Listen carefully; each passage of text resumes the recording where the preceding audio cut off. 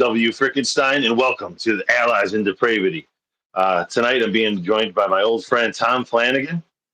And we've known each other for many, many years. Oh, God, like we were in grade school, I think, the first time we met, honestly. Yeah, probably. And just like always, it's like our whole time knowing each other, if there's not difficulties or there's some kind of issues going on, I mean, it's not, that's how it goes. We were having problems with Tom's phone. So right now, Tom can't see anything. Can you see us now? Now that we're on YouTube, I can see us now, but it's crazy because I'm seeing like delays, right?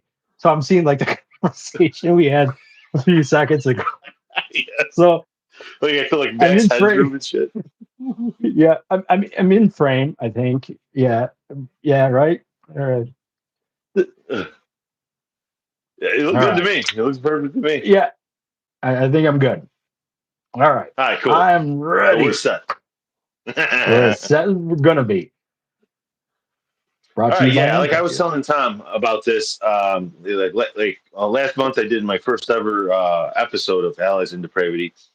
Now, I've been wanting to do my own podcast for a while, but I just, I wanted to come up with a good theme, a good idea, something that people would, maybe want to watch. And I was kind of just thinking about it. And it was the last year when me and you were at Scott McCullen's wedding.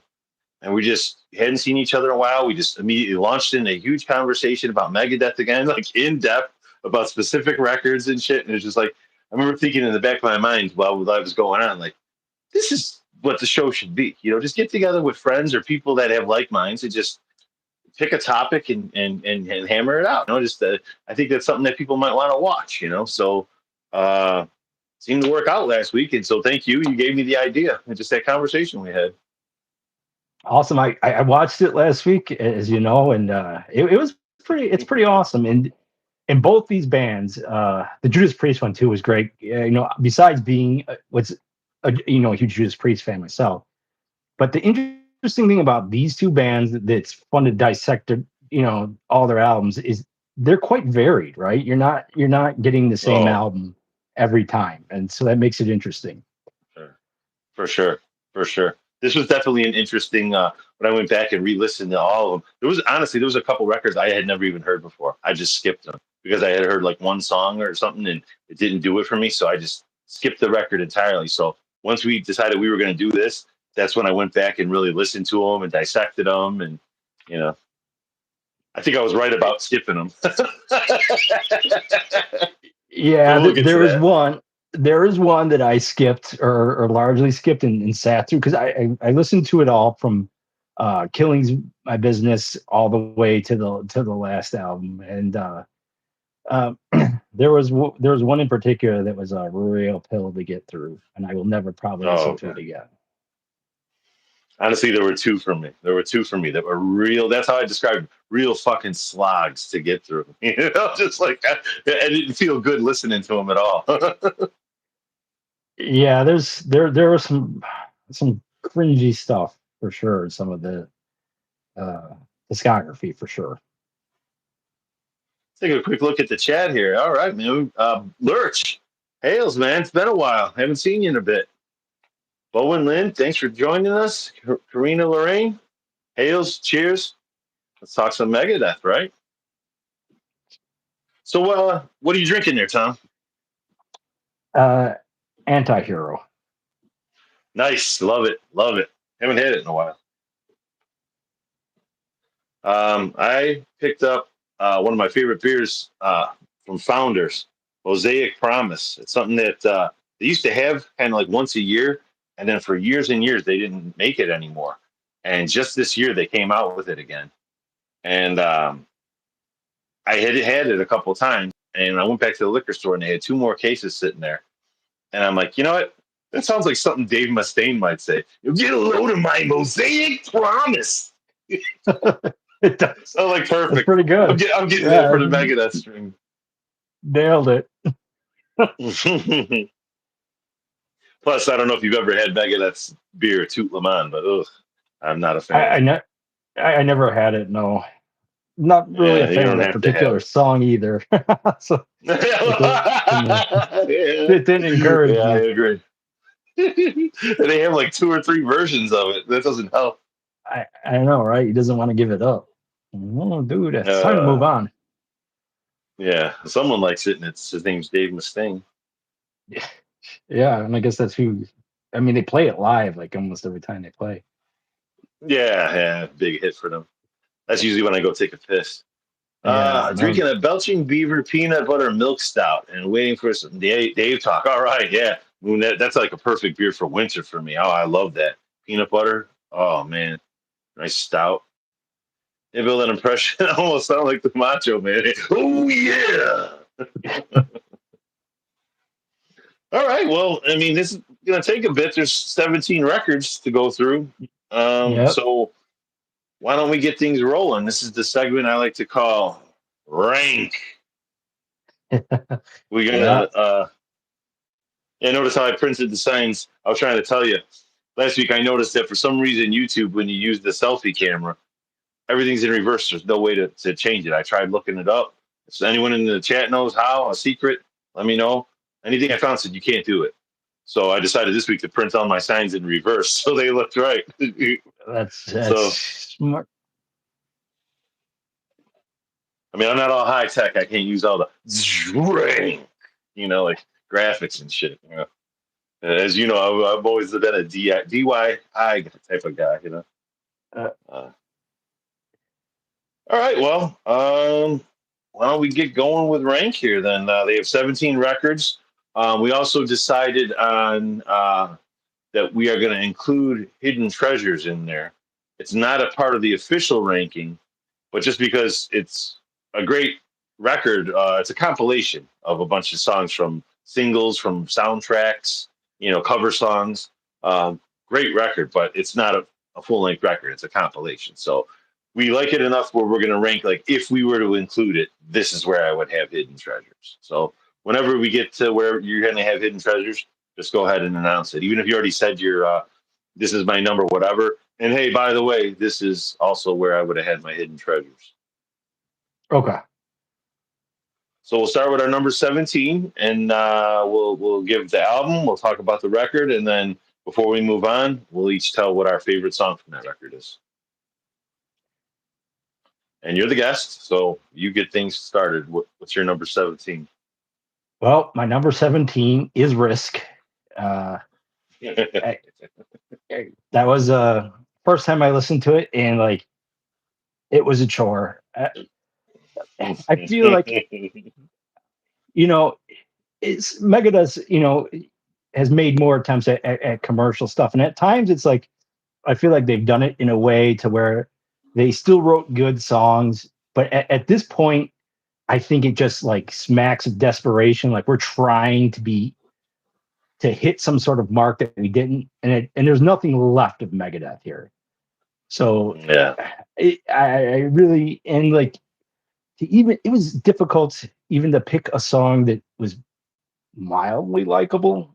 I mean, if I had to choose, I guess it would be that acoustic song "Time in the Beginning," because at least it wasn't like obnoxious. It could have been like an intro, but but there was really no songs on there that I could like say I like that song, even from like a pop stance. They're not even good pop songs. They're just bad songs.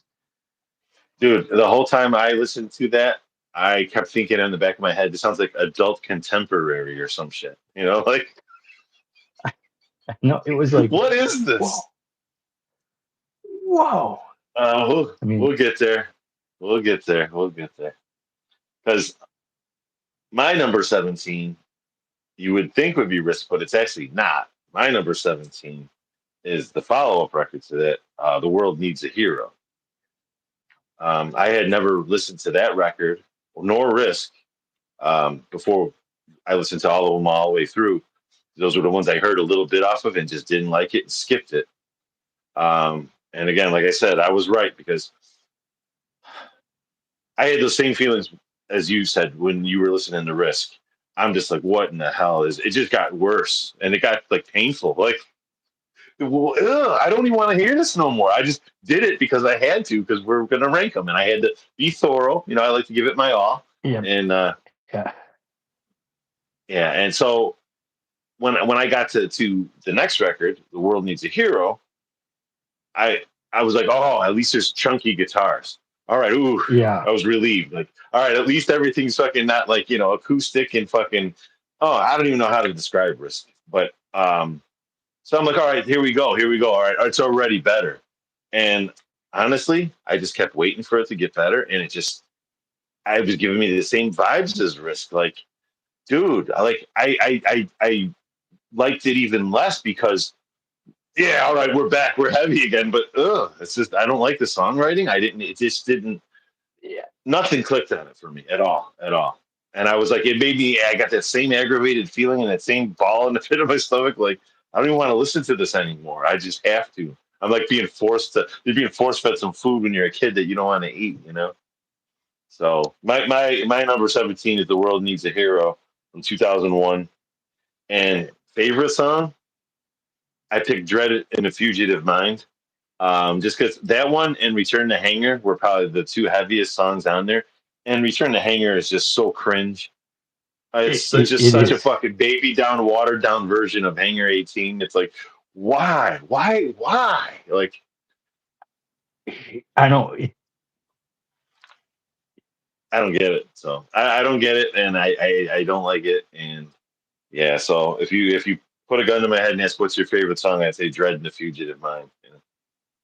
Yeah, that's a bland album. It's towards the bottom for me too. That's being nice. That's being nice, bland. Yeah. It's like the oatmeal Megadeth albums, It's just like Yeah, and then and Risk is the avocado toast Megadeth album. Yeah. All right, well then that takes us to your number 6. My number 16, I was actually surprised that it ranked as low as it did. It's not there are a few songs I like on it, but it would be 1997's Cryptic Writings. While there are some nice tracks on there, like Disintegrators, FFF, Vortex is good. There's some stuff like Almost Honest that is just like nails on a chalkboard to me. Like some of those like late 90s alternative rock things that they were trying to do on that album. And that and it was like it so as I listened to all these albums, you're going through it all again. And so if I were to normally put on Cryptic Writings, I listen to like 3 or 4 songs. So but when I have to actually sit down and be thorough and listen to the whole thing, I found it to be kind of painful. That being Yeah. said, and there are songs like I like my favorite song on there is probably that last one, the FFF. It kind of reminds me of like Motor Breath by Metallica. It's kind of punky. It's got some attitude. Disintegrators is a Yeah. close second. And so like it has a couple of really good songs, but there's just other stuff. It's like the prelude to Risk. So that's why I ranked that one where I did. Yeah. Yeah. I say though, because I think Risk is like where they fell off a fucking cliff. You know what I mean? Like, as much as that one was like, no, this is so commercial. This is not, dude. Like, Risk was like, oh, you don't like that? See ya. I'll be down here. All right, we haven't Yeah. tanked our careers completely yet. Here you go. Yeah, right. Well, let's give that another shot. All right. Well, so that was your number 16? Yep. Okay. So my number 16, of course, is Risk. Uh, I mean, I got really nothing nice to say about it. I mean, the intro right into that crush you. Oh my god, that was the only song I ever heard off it before I listened to the record. I was like, no thanks. I just skipped it on because of that song alone. I didn't know how bad it really, really was. Like I said, I'm listening to it going, you know, honestly, I guess if you wanted to hear a nice adult contemporary record, it might be for you. You know what I mean? Because Yeah. it's well performed. It's technically well made record. It's just, God, it's not Megadeth. That's for damn sure. And someone asked in the comments, "Are we going to include MD45?" No, we didn't include that. Just Megadeth studio records. There's 17 albums. But yeah, again, gun to the head. If I had to pick a song, I mean, I'd say Breadline. It just had like kind of like a almost like a 1970s vibe to it in a way or something like that. So again, I don't like anything on it. It's all hot garbage to me. But if you forced me, knife to throat, I don't know, breadline,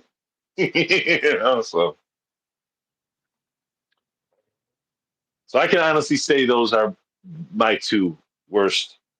I mean, those are just hot garbage to me, both those records.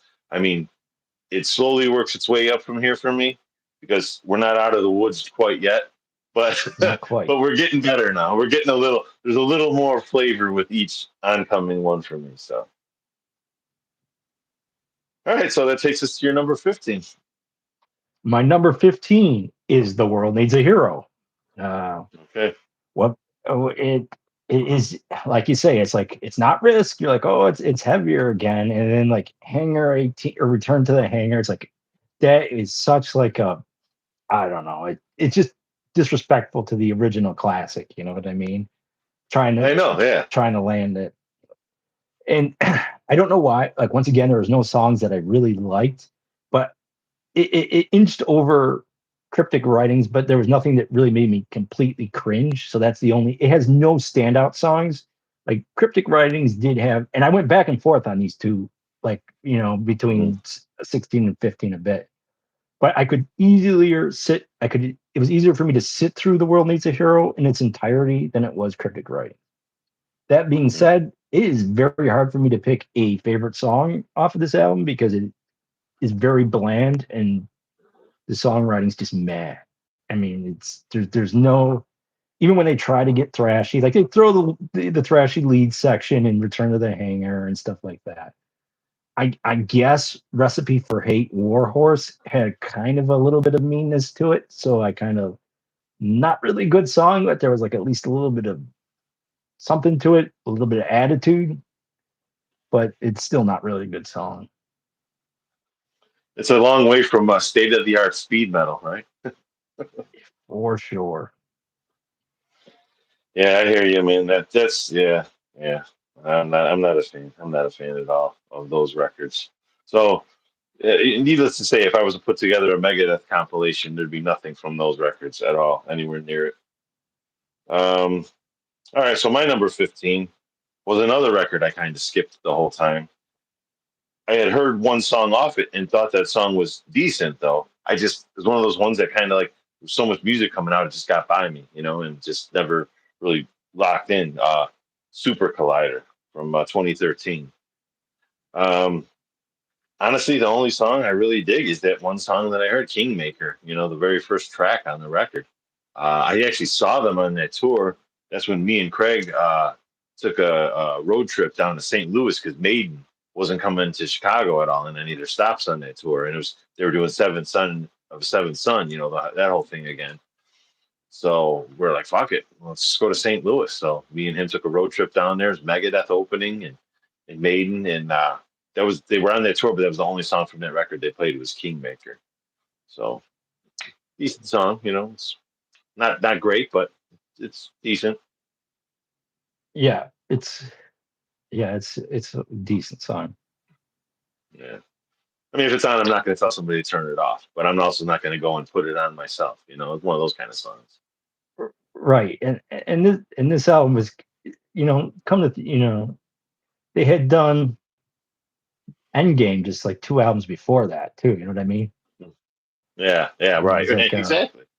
And it was just kind of like, I remember when that came out. I was just like, wow, they've just really started to drop the quality after bringing it up.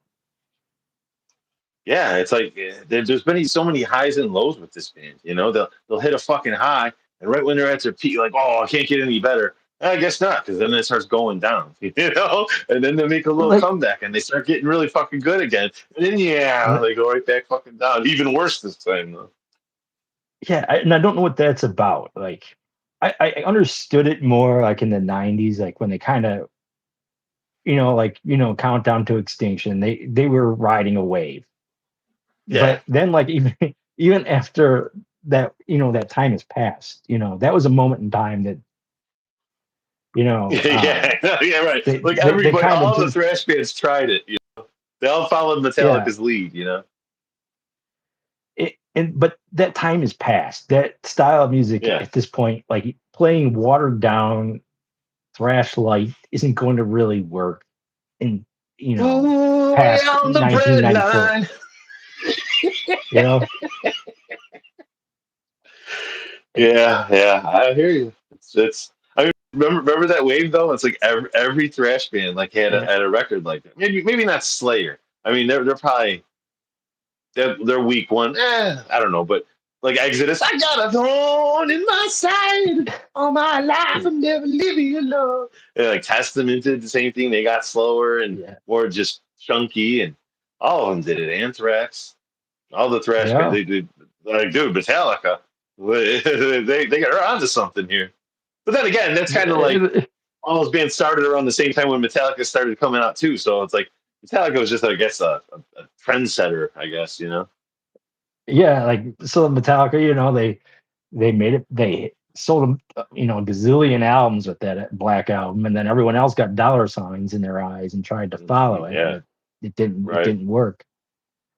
See, but what I'm happy about is that led to me discovering more death metal, like really getting into, like that. I was like, all right, this is lame. I need something fucking heavier. What else you got here? And that just opened my eyes. That's when I really got into Morbid Angel and Death, and, all these types of bands. And that was like, it was really hard for me to like, at that point when there was Morbid Angel and Death coming out with groundbreaking albums, and everyone else was like getting lighter, and so like you kind of just stopped listening to them.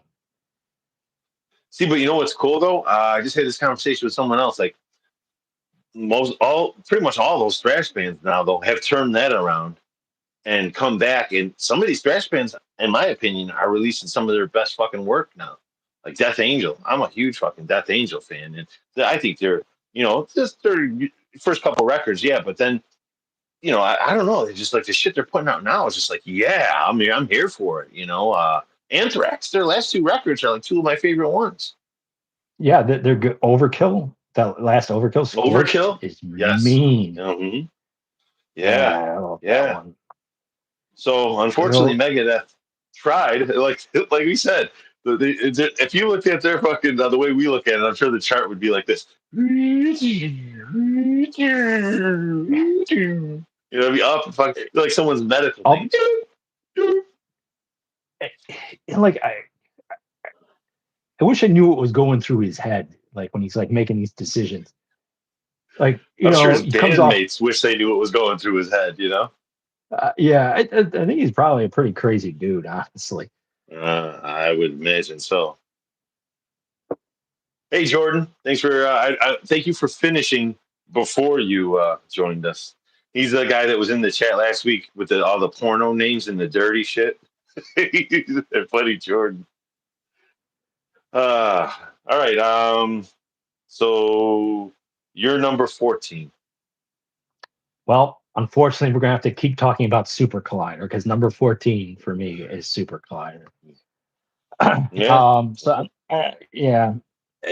It rates a little bit higher than some of these other ones. I mean, at times it reminds me, it has like some 70s hard rock vibes. That they cover Thin Lizzy, Cold Sweat on that album, though they make it sound much more sterile to me.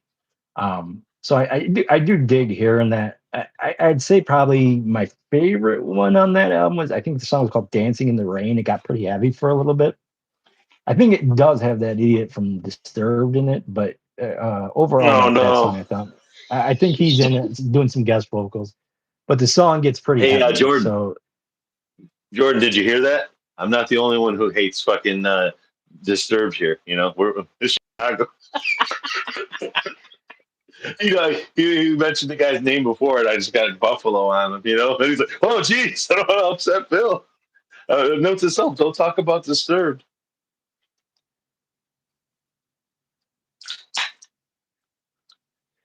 Oh yeah. I mean, three of our bottom ones are the same. Out of the four, it's like there's a reason why for that. Yeah, it's hot garbage. It's, I mean, like you said, Super Collider. It's definitely a little bit better than those other ones, but still so far at the bottom of the list, man. They've done so much better. yeah, it's just, you know, like once again, he was riding a comeback wave, and then he tanked it. He was, but that ended with Endgame, in my opinion. After Endgame, it started to take a downfall. Yeah, it went down a notch, and then it went like way down. Yeah, way the fuck down. I know, because I look at that as like their comeback. Those 3 records in a row. System Has Failed, United Abominations, and Endgame. That was like, I'm a big Yeah, fan of all 3 of those records. And I me was like, too. all right, they're fucking back. And then no, wait, hold my beer. Off the cliff Yeah. they went. Yeah, so yeah, we're in agreement. All right, what was your favorite song on that one? Dancing in the Rain, because it got Dancing in the heavy Rain. as That's right. a yeah. I remember the title, and I remember. I think I remember. See, I barely. I've heard it 2 times in my life now, and that's it. You know what I mean? So it's like I remember it getting heavy and go and like looking at the display and going, "Dancing in the Rain." This is the last song with a title that I thought would. Yeah, I do remember that one being decent. Okay. I just remember looking at the title and going, "That's not the title I would expect for this," but whatever. I remember, didn't it start I out soft, right? It starts off real soft, right? I think so. Yeah. I like. Yeah. That being said, I mean, like, I didn't put these songs to memory at all. You know what I mean? It's yeah, just like it was. I listened to them because I had to. Yeah, exactly. It was like kind of not. I remember, oh, this one is pretty good. It got me going for a little while, so this is as good as any for this album. Yeah, yeah. It almost went to the Thin Lizzy cover, but they I don't know how he made it sound less energetic, so like I couldn't pick that. Hey, he can do that, man. He can do that. Like, I don't know. I don't know. Dave Mustang. Anyway, all right. So my number 14 is actually 13. Um, I don't know. I mean, I remember this was the one. 13 was the one that came out right after Endgame, I believe, right? Yeah. Yeah, and I was so stoked because I loved Endgame, and then this one comes along. I'm like, cool, 13. That's what they called it. That's fucking a badass name. I love the cover art with Vic kind of standing there in the middle and shit with like the way it was lit and everything. Looked really cool. Picked it up and goddamn was I disappointed. It's like there's a few songs. There's like you were saying for Cryptic Writings. There's like 2-3 songs on there that's like, all right, cool. These are decent songs, but overall, I mean, the song I know the most from that record that sticks with me and I know the most is Public Enemy Number One. It just is like, Yeah. it's fun to sing in Dave Mustaine's voice. It's like goofy as fuck. And I remember the music video for that had monkeys in suits like doing backflips and shit. Like, come on, they'll get me anytime. Monkeys, everyone who knows me knows that monkeys is one of my 3 favorite things in the fucking planet. You know, so they got monkeys in their video, like driving cars and shit, like Bonnie and Clyde. I'm like, oh, fucking hilarious. But that doesn't really. I like the song out as a novelty. That is like, I'm gonna throw this on to fucking crank it. But the one song that I do really like on there is the song "Never Dead." Into the realm of the never dead. It's pretty heavy, a pretty heavy tune and shit. So Yeah. other than that, those are the only 2 songs that kind of stick out for me on that record. Like I know there's maybe 1 or 2 more that are decent songs. I don't remember what they're called. You know what I mean? It's like they're not ones I'm going to throw on if I want to hear Megadeth. That's for sure. Right. But I do enjoy singing Public Enemy Number One. I never saw that video. I never saw. You gotta look up that video. It's funny shit, man. It's funny shit. I mean, it's also disappointing because there's like, the last record was Endgame. It was a serious record, fucking good tunes. This is this comedy is what they follow it up with.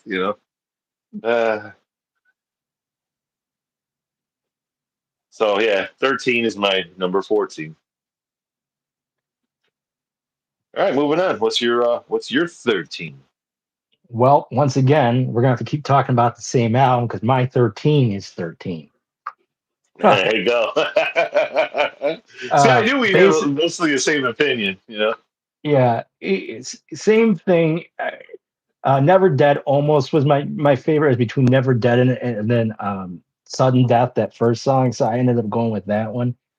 But and I think, what is it? Fast Lane's kind of heavy, but there's a lot of In the songs on fast there. lane, Yeah, something like a freight train, something like that, right? yeah, something like that. It's kind of heavy. Yeah, yeah, I remember But it now. Ding, ding, ding, ding, ding, ding, ding. but like a lot of those songs, like Millennium of the Blind, and those were songs that New World Order, I think it was, they were floating around forever, and they showed up on the like Euthanasia remaster. So like I Mm, felt like this album was, there's at least three of those songs that I think were old.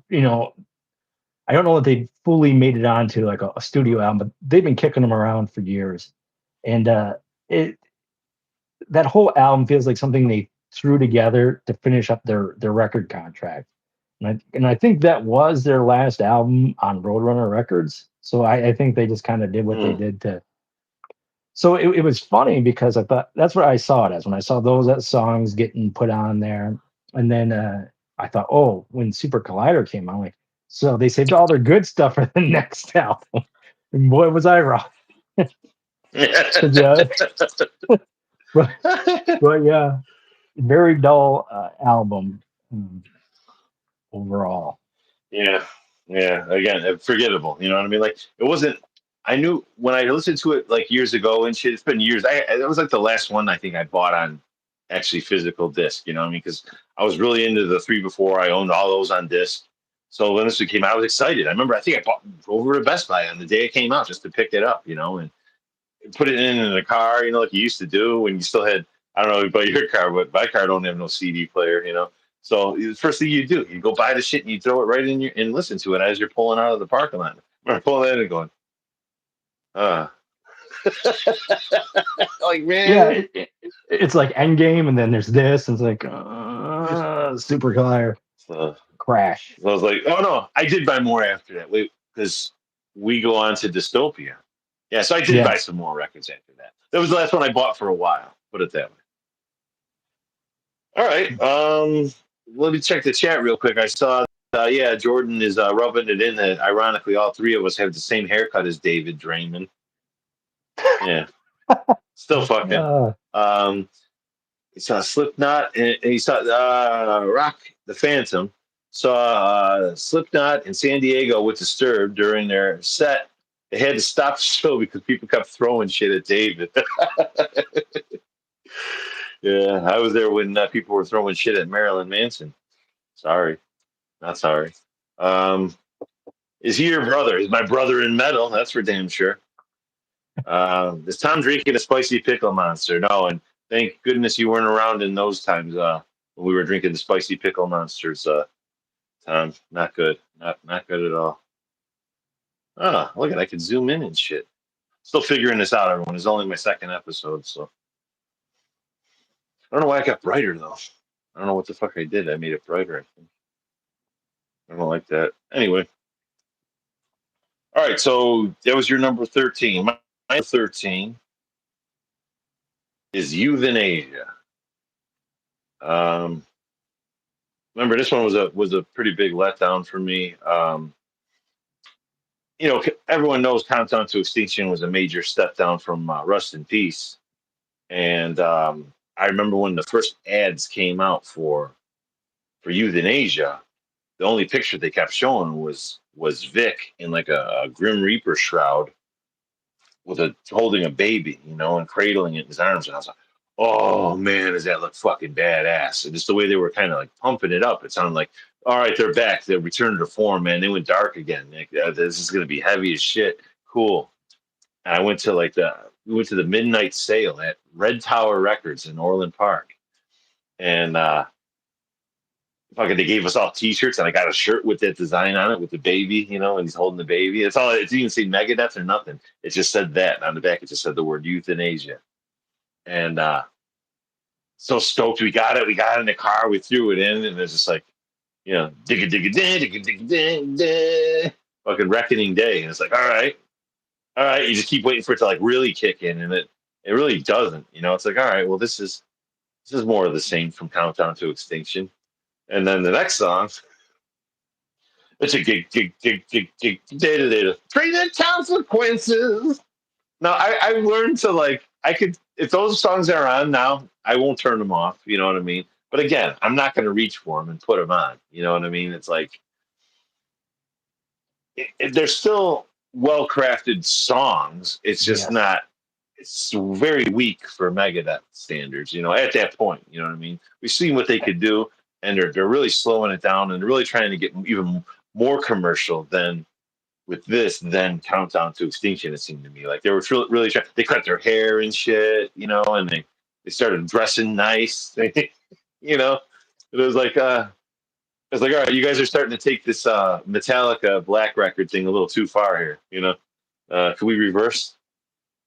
So I don't know. Just Euthanasia's always been. There's always been a couple songs on there. Go ahead. You sounded like you wanted to say something about it. Yeah. So this is actually much higher in my list. It's funny because I didn't give it the time of day when it came out.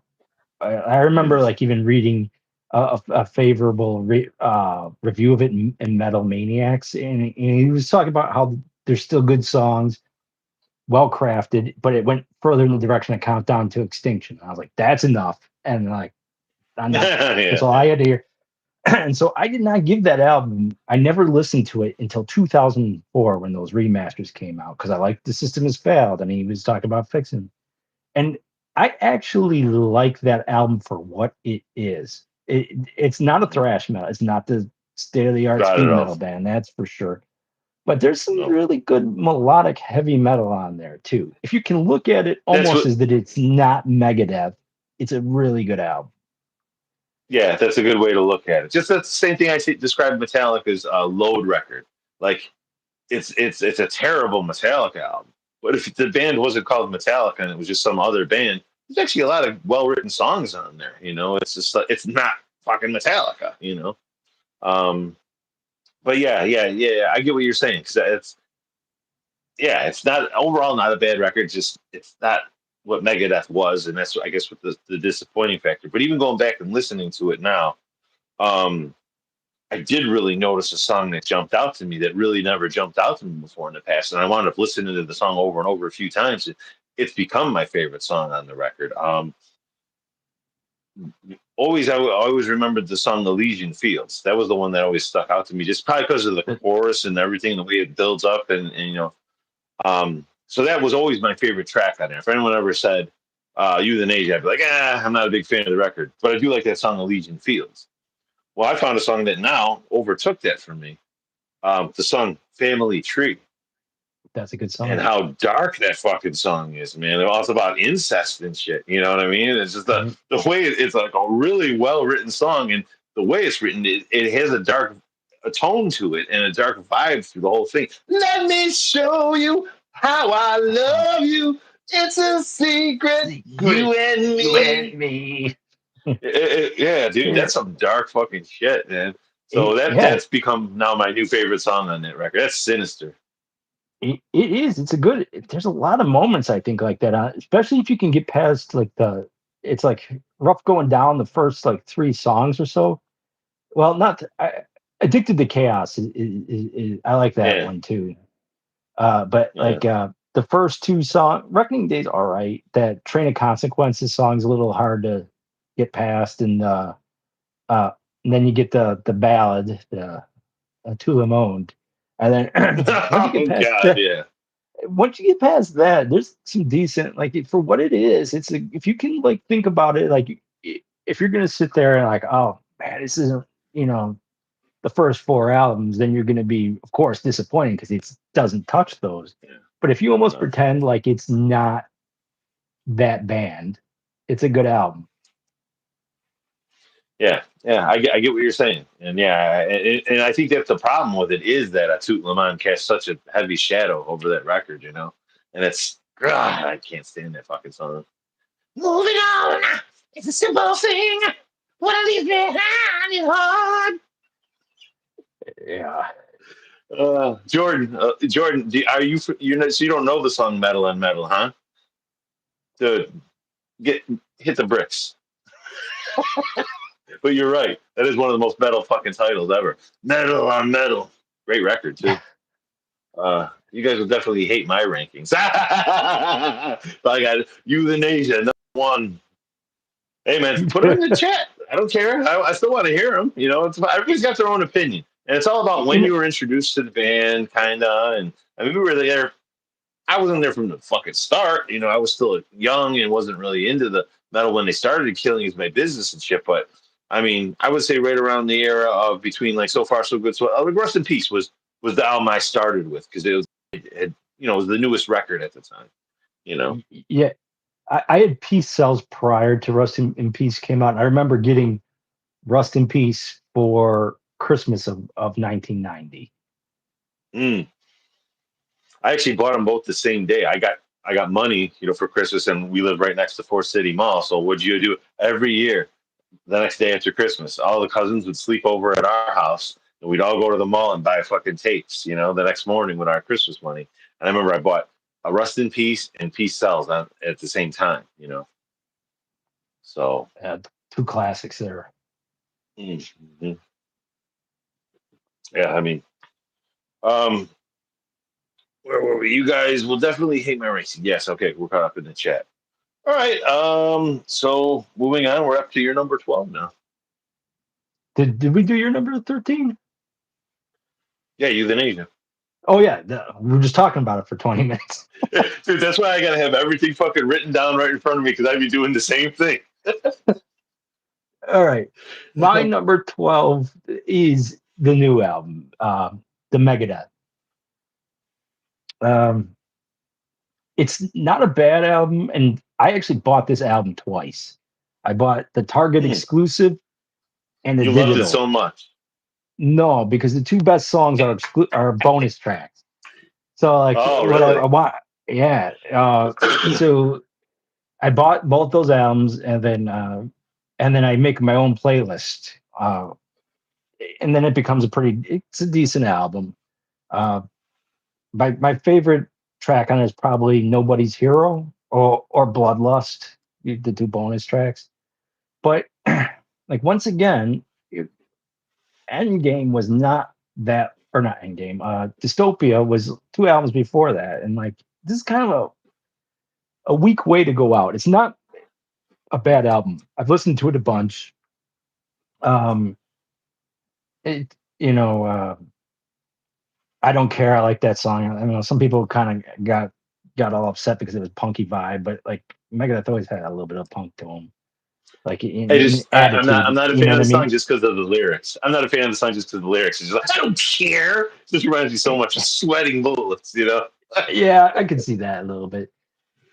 And then the Tipping Point's a good song. Let There Be Shred is good. And then I like I Am War. That's kind of a mellower song, but I like that one. And then the what's the last song before Ride the Lightning? Oh, the last note. The Last Note. Yeah, I know it was the last something. That's a good song. That's a pretty good one. Yeah. So there's some good stuff on this album. I think the production is so sterile on it too. It makes it sound a lot weaker than it should. Because that drummer is awesome, and it just sounds it loses something for me. It's just kind of. I mean, that's one thing you could say about bringing up the drummer. That's one thing you could say about Dave Mustaine is he always surrounded himself with fucking excellent musicians.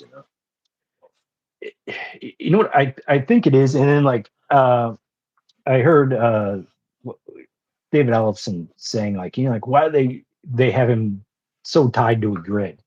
And I think it comes across kind of like that. It's a very sterile production. Yeah. Mm-hmm. I agree. It was a letdown after what they just kind of the last couple records they had just put out. It was just like, this is how you're gonna go out. I had the same exact thought. Like it's not terrible. It's not, but really, you're gonna call it quits. And again, the cover looked cool as hell. With Vic all in the white with the flames and shit. I was like, ooh. But I've done that so many times where, I bit at their promotion. For not just for Megadeth, for lots of bands and stuff, where it looks cool, and then I go and go all in, get the deluxe edition, blah blah, and I don't fucking like it. So I'm cautious now when it comes to that kind of shit. It is a cool cover, right? Your final album. It's like Yeah, kind of like the Gus from Breaking Bad scene. You know, when he face gets blown off and he yeah, walks out and straightens up his tie and yeah, collapses. yeah, yeah. Definitely, awesome artwork and shit. That's why. But yeah, all right. Well, we'll get there because it's definitely not too far off coming up in my list too. But my number 12 this is where Cryptic Writings comes in for me. A little higher on my list because I do love the song, The Disintegrators. Um, I mean, I know it's got that whole. I remember when that song came out, and you had a conversation like, "Wow, it's the heaviest thing they put out since Rust in Peace." That song, but that one part is coming down the road. It's just like so Yeah, out of place, But yeah, just over the years, I've just learned to fucking love it as a whole. That tune is fucking badass. I love that song. And then yeah, there's like you said, FFF. There's a handful of not even a handful. There's a few heavier songs that are decent. But mostly kind of like that was I gotta say that was one of their biggest records, if not their biggest record. I mean, that was on. They had like 5 or 6 fucking singles off that playing on the radio. 103.5 The Blaze, whatever else was around at the time, whatever rock stations there were, they were all playing Megadeth, and it's just kind of like a nostalgia thing. Like I remember like being around and those songs playing on the radio. I remember where I was at, when this song was on, and so that's kind of like the only reason it's a little bit higher on my list. Definitely not something I ever listen to. If I'm listening to anything, I just throw on the Disintegrators is in like a playlist with my other good songs, and that's the only song I ever really listened to on that record. right. You could pull. There's songs on that album you can pull and put in your best of Megadeth playlist. Yeah, yeah, right. Yeah, I still remember and like the song. Go ahead. I remember the first time I heard this, and I don't know if you remember. I heard it from you because remember there was a sampler that went around with the Disintegrators, and we were like, "Oh, this is Yeah, great." And you bought the cassette, yeah. and we were driving somewhere, and you're like, "Man, that's like the only song." And you played like a few other songs on there, but it was like you're like the rest of it's crap. I can't remember where we were going, but Oh yeah, God. Fuck. the old bait Yeah, and I mean it switch. is. They've done that. Yeah, I know. I know. That's the song they put out to get you going. We're like, yeah. See how many fucking times did Megadeth do this shit to us? Hey, They did it but a lot, they had man. something going on because we're here talking about them still all the way to the very fucking end. To the very Um, end. Yep. but I bought the last album well, twice. yeah, just to make sure it's the end. But Like the you Disintegrators. Get saw back to that song. Go ahead. that this latest album is like their first #1 album. It's because assholes like me who went and bought it twice Yeah, because they put the best songs on two different albums. I'm like, all yeah, right, yeah. I've been in It this wasn't. thing since I was in grade school, so I'm gonna at least get the Yes, best version of this last album I can get. that. Oh God, what was I gonna say? Fuck. I was gonna say something, and guess what? My train of thought is gone. Let me check the chat Sorry. here. No, you're good. I forgot what I was gonna fucking say though. It's like right there. The Disintegrators, bowing up. Oh wait, that's Regulators. Yeah, Regulators from Young Guns. Uh, Leanna. Uh, Trying to pack. I can't miss my homie. Oh, thanks for stopping in, Leanna. Me and Lana were up late last night, fucking sending fucking different top '80s songs back and forth to each other. Oh fuck, another music buddy, but different opposite end of the spectrum from what we're talking about tonight. Um, no, the Disintegrate. Oh, that's what I was gonna say. The song "Trust." Now everyone says the Count Up to Extinction was them trying to do the Black Album. And yes, it was, but I really think they were trying to imitate the fucking Black Album with cryptic writings. The song "Trust." If you listen to that side by side with "Enter Sandman," it's almost the exact same fucking song. They both start with the slow intro. They both talk about, don't they have the same fucking "Now I Lay Me Down to Sleep" in it? I don't I think could be wrong so. about that. Yeah, I I could don't be think wrong so. about that. But the main riff, how and there's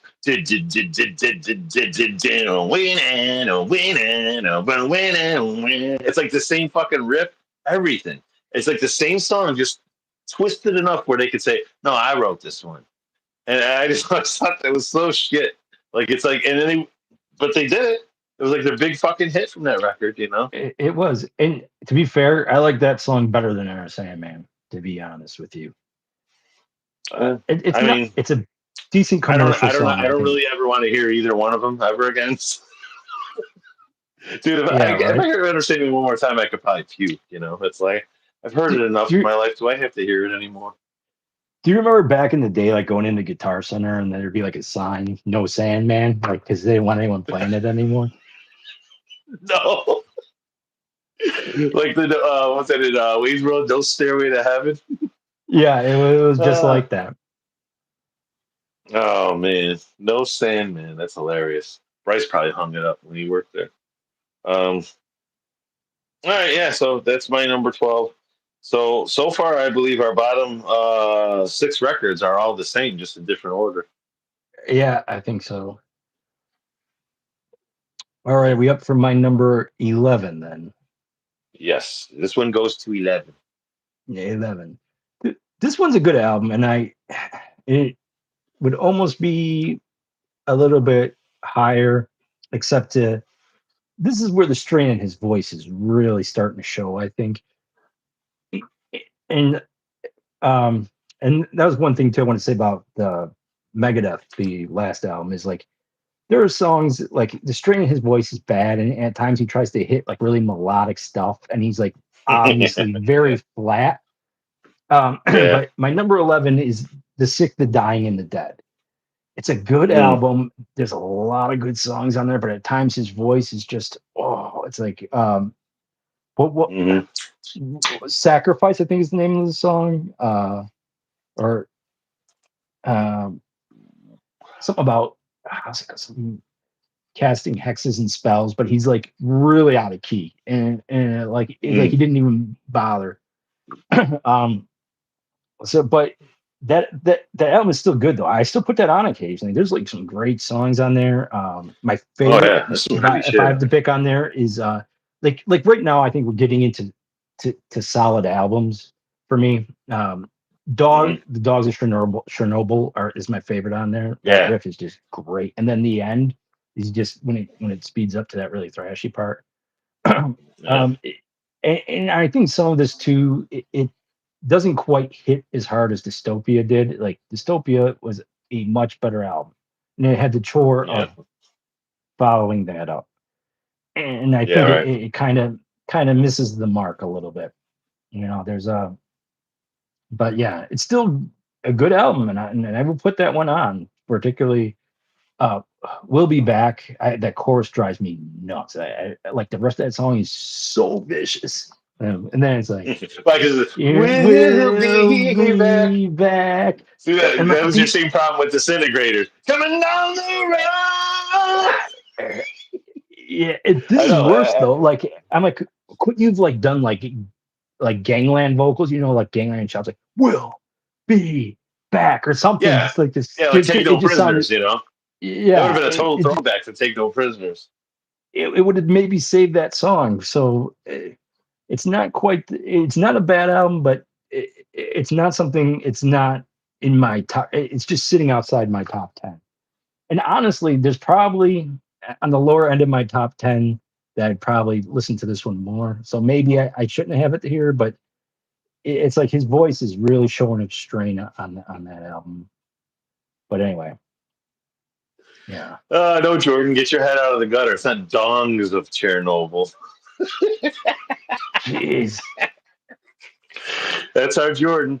Uh, that's Go to Hell you're thinking of, Bill. I don't know what you're Yeah. referring to, but I love the song Go to Hell. I fucking love Yeah. that track. The Enter Sandman part, Now I Lay Me Down to Sleep, is in Go to Hell. That's where it is. I knew they did it in one of their songs. That's the song they fucking do it in.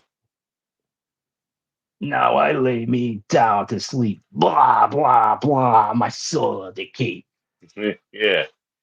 That's the part because from Understand Man, he said, "Now I lay me down to sleep. Pray the Megadeth did Lord that my first, soul to though. keep." Megadeth did it better too. Yeah, that song's Blah blah awesome. blah. My soul. I love that song. I love the fucking video. Great song, Yeah, yeah. we'll get to that. We'll get to that. We'll get to that one. Remember to drop your hidden treasures in somewhere. Um, And we both know we haven't dropped it yet, so I have a feeling we're gonna be in close agreement with that one too. All right, so my number 11. All right, so this is our last ones before we hit the top 10. Number 11 for me, this is where the newest one, Megadeth 2026 comes in. I just said when you were talking about yours, it's like it's not terrible, it's not bad, it's not a bad record. It's just fine. It's like, it's after the last couple records, it's like all of us said the same thing. I remember going to practice and talking to John. Have you heard the new Megadeth? Yeah, what do you think? It's like, that's what you want to go out on, whatever.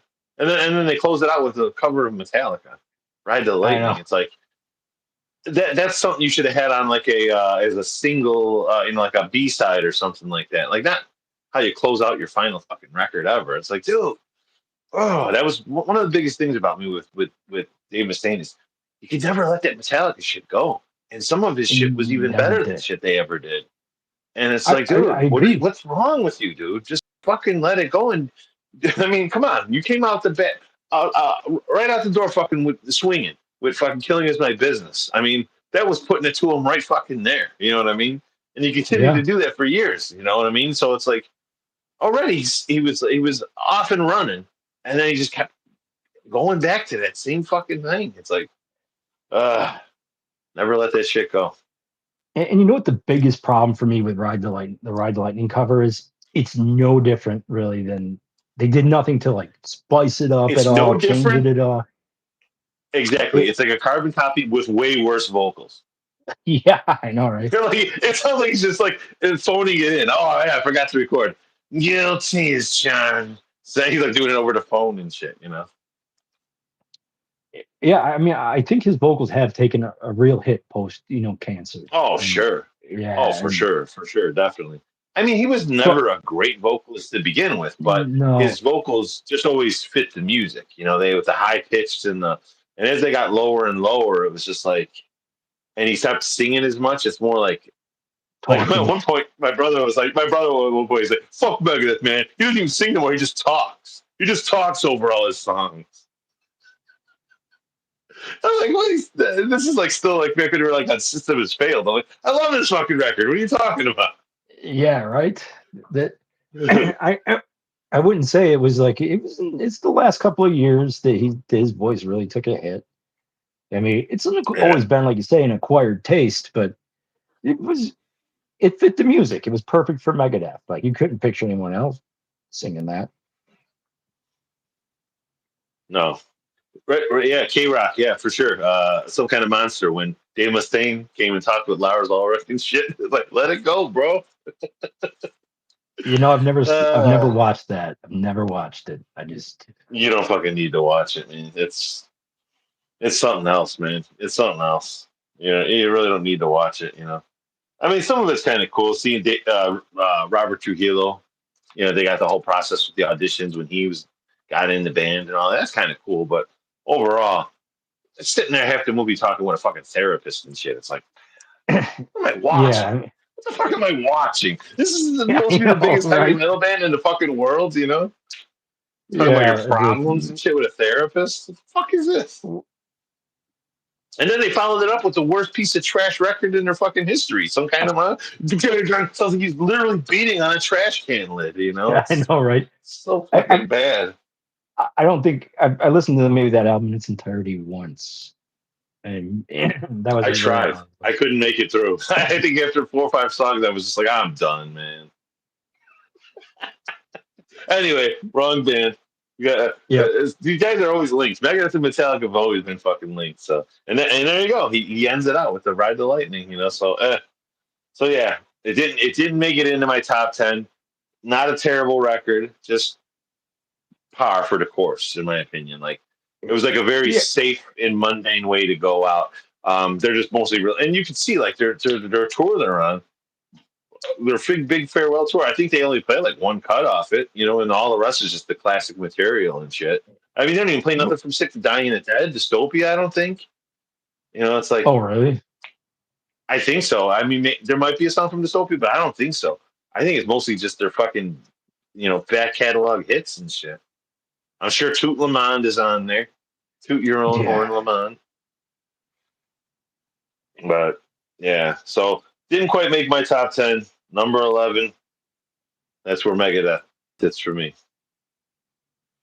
All right. Well, now we start the top 10. Man, we're having some fun. We're already over an hour in. Well, actually, some of that's green room time, I believe. Us trying to figure out the camera situation.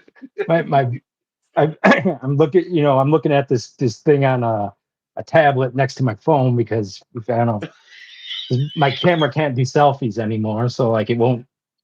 So I couldn't see what talking to Bill.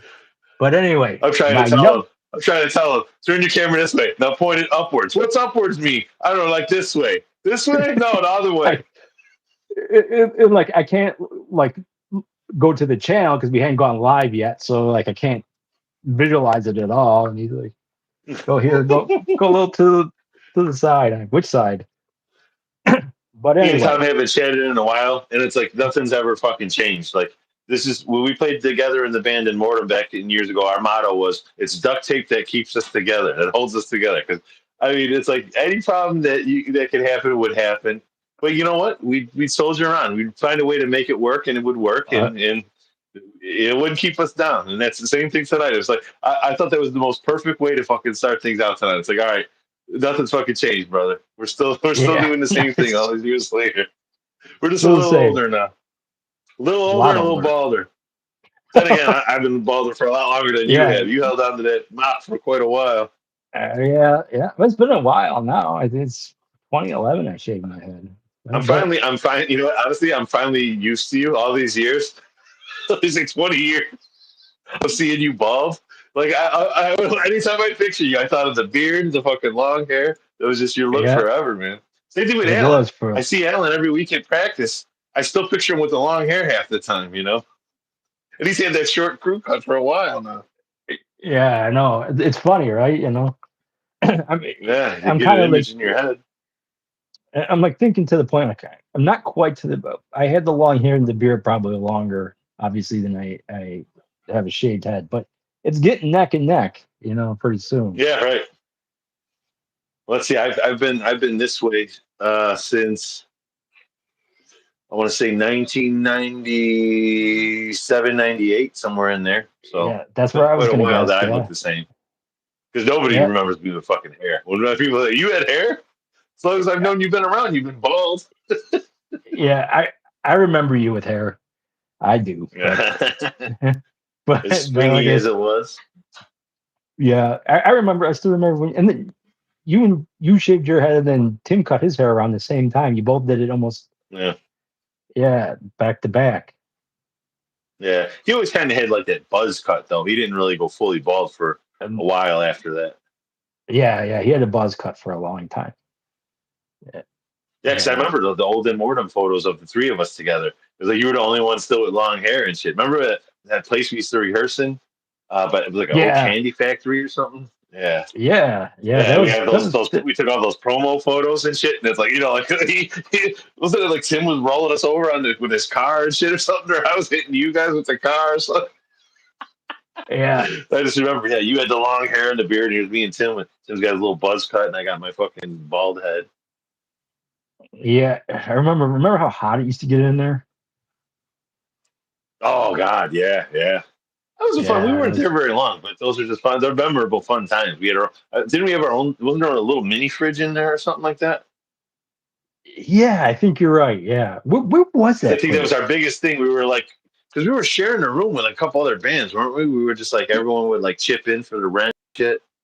Yes, yeah, that was the deal. And then I think something happened there, and then either those bands ended, and then we had to get out of there. Yeah, something like that. Yeah.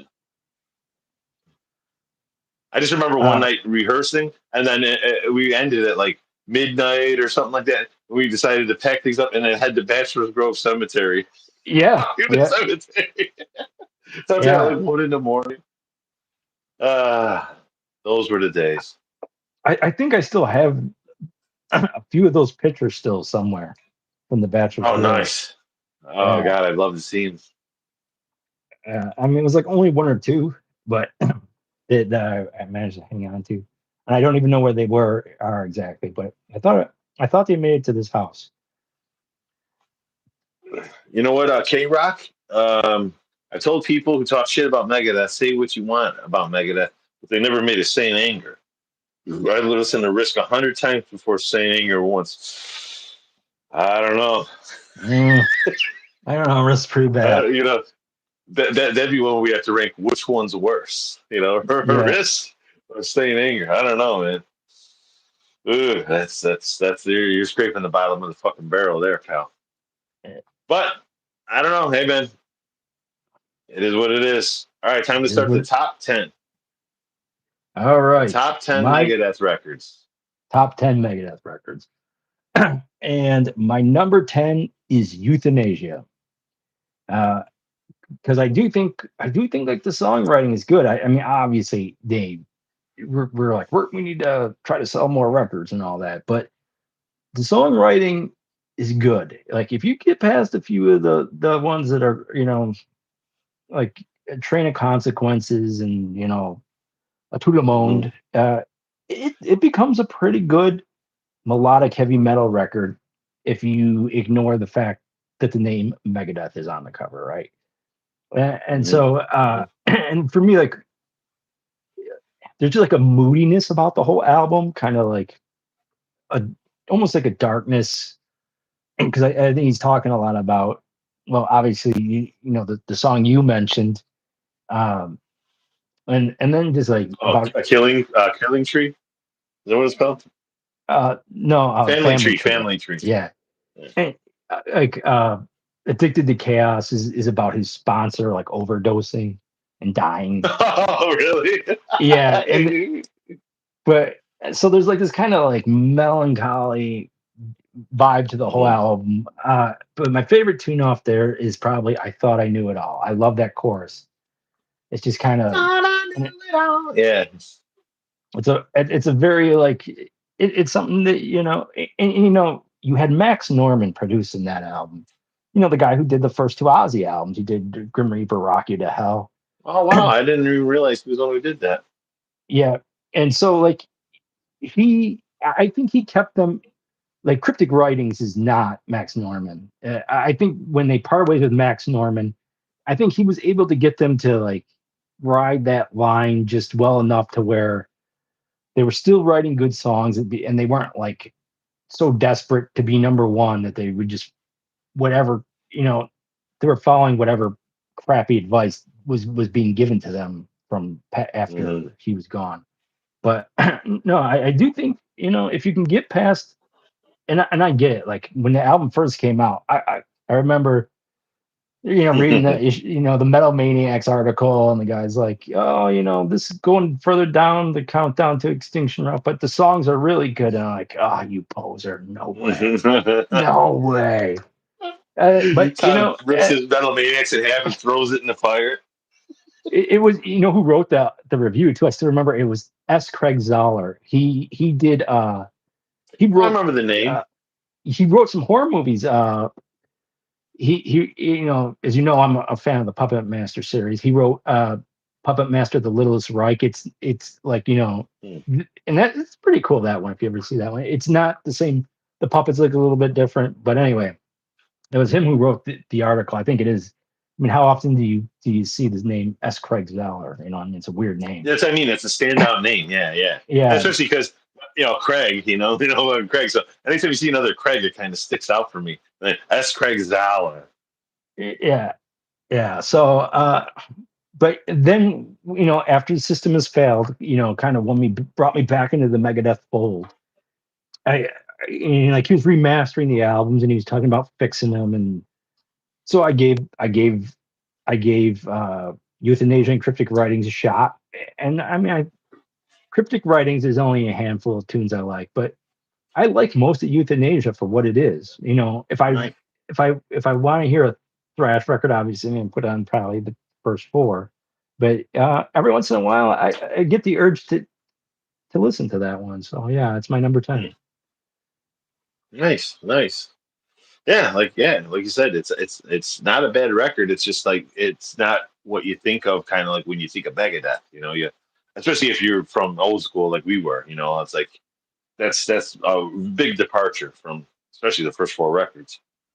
But like I said, that it's a very well written record. I mean, like I said, that song "Family Tree" that just got by me all these years, and it's like just in preparation for this, listening to it, trying to hone in on what my favorites are and what my favorite songs are. I'm like, that song just is sick, man. It's fucking sinister. It's very well crafted.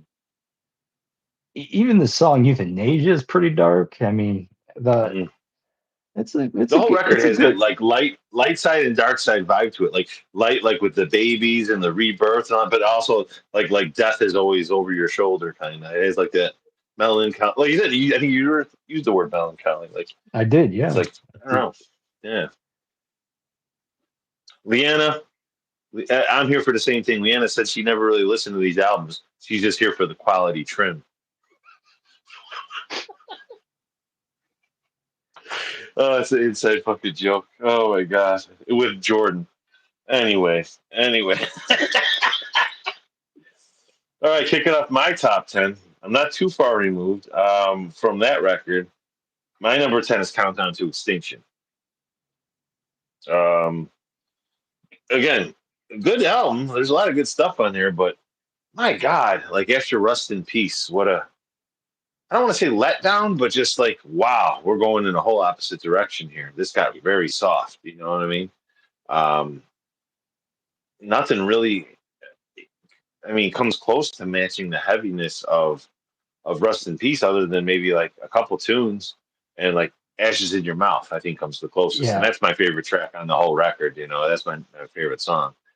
I remember listening to it the day. I remember me and my brother were home at the same time, and it was like just happened to be MTV was on. All right, we got the world premiere video of the new Megadeth song, Symphony of Destruction. We both just sat there and we watched the whole song. Neither one of us said anything. And right afterwards, Tim looks at me and he goes, "Man, I think that's like not too bad. Like that's a lot better than Metallica's Black Album. That's for sure. Smokes that." And I'm just like, I don't know, man. That was kind of like a letdown for me. So I was like, we already didn't agree right off the bat. And then, of course, Tim wound up, that fucking album sucks, dude. But at first he was like, I don't know, it's pretty good. And I was like, I don't know, man. It was so simple. I could just tell, right? I could play this song in my sleep, and I haven't even been playing guitar that long, at that point. Yeah, I actually think, though, for a commercial song, that's a good song. Though it is. It's super simple. It is a good song. Honestly, it is. Well written. I mean, the chord, just like the Pied Piper. It's very good. It's just at this point, it's one of those songs that's so overplayed. It's like Enter Sandman for me, where I don't really want to hear it anymore. But yeah, it was just after Rust in Peace. It was like listening to Holy Wars and how fucking intricate and all over the fucking place that is, and just that little man. That part smokes anything in that fucking song. You know what I mean? So it's like, oh God, it was just such a. But yeah, again, like Euthanasia, well crafted, well written, well executed. It's just you're going down for me. You know what I mean? It's like you're going down the downward spiral from where you were.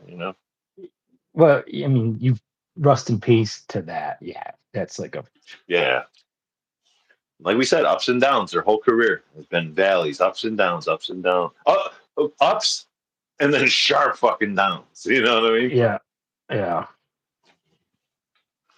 So yeah, I mean, again, if it was on, I wouldn't tell someone to shut it off. I might ask them to skip Sweating Bullets.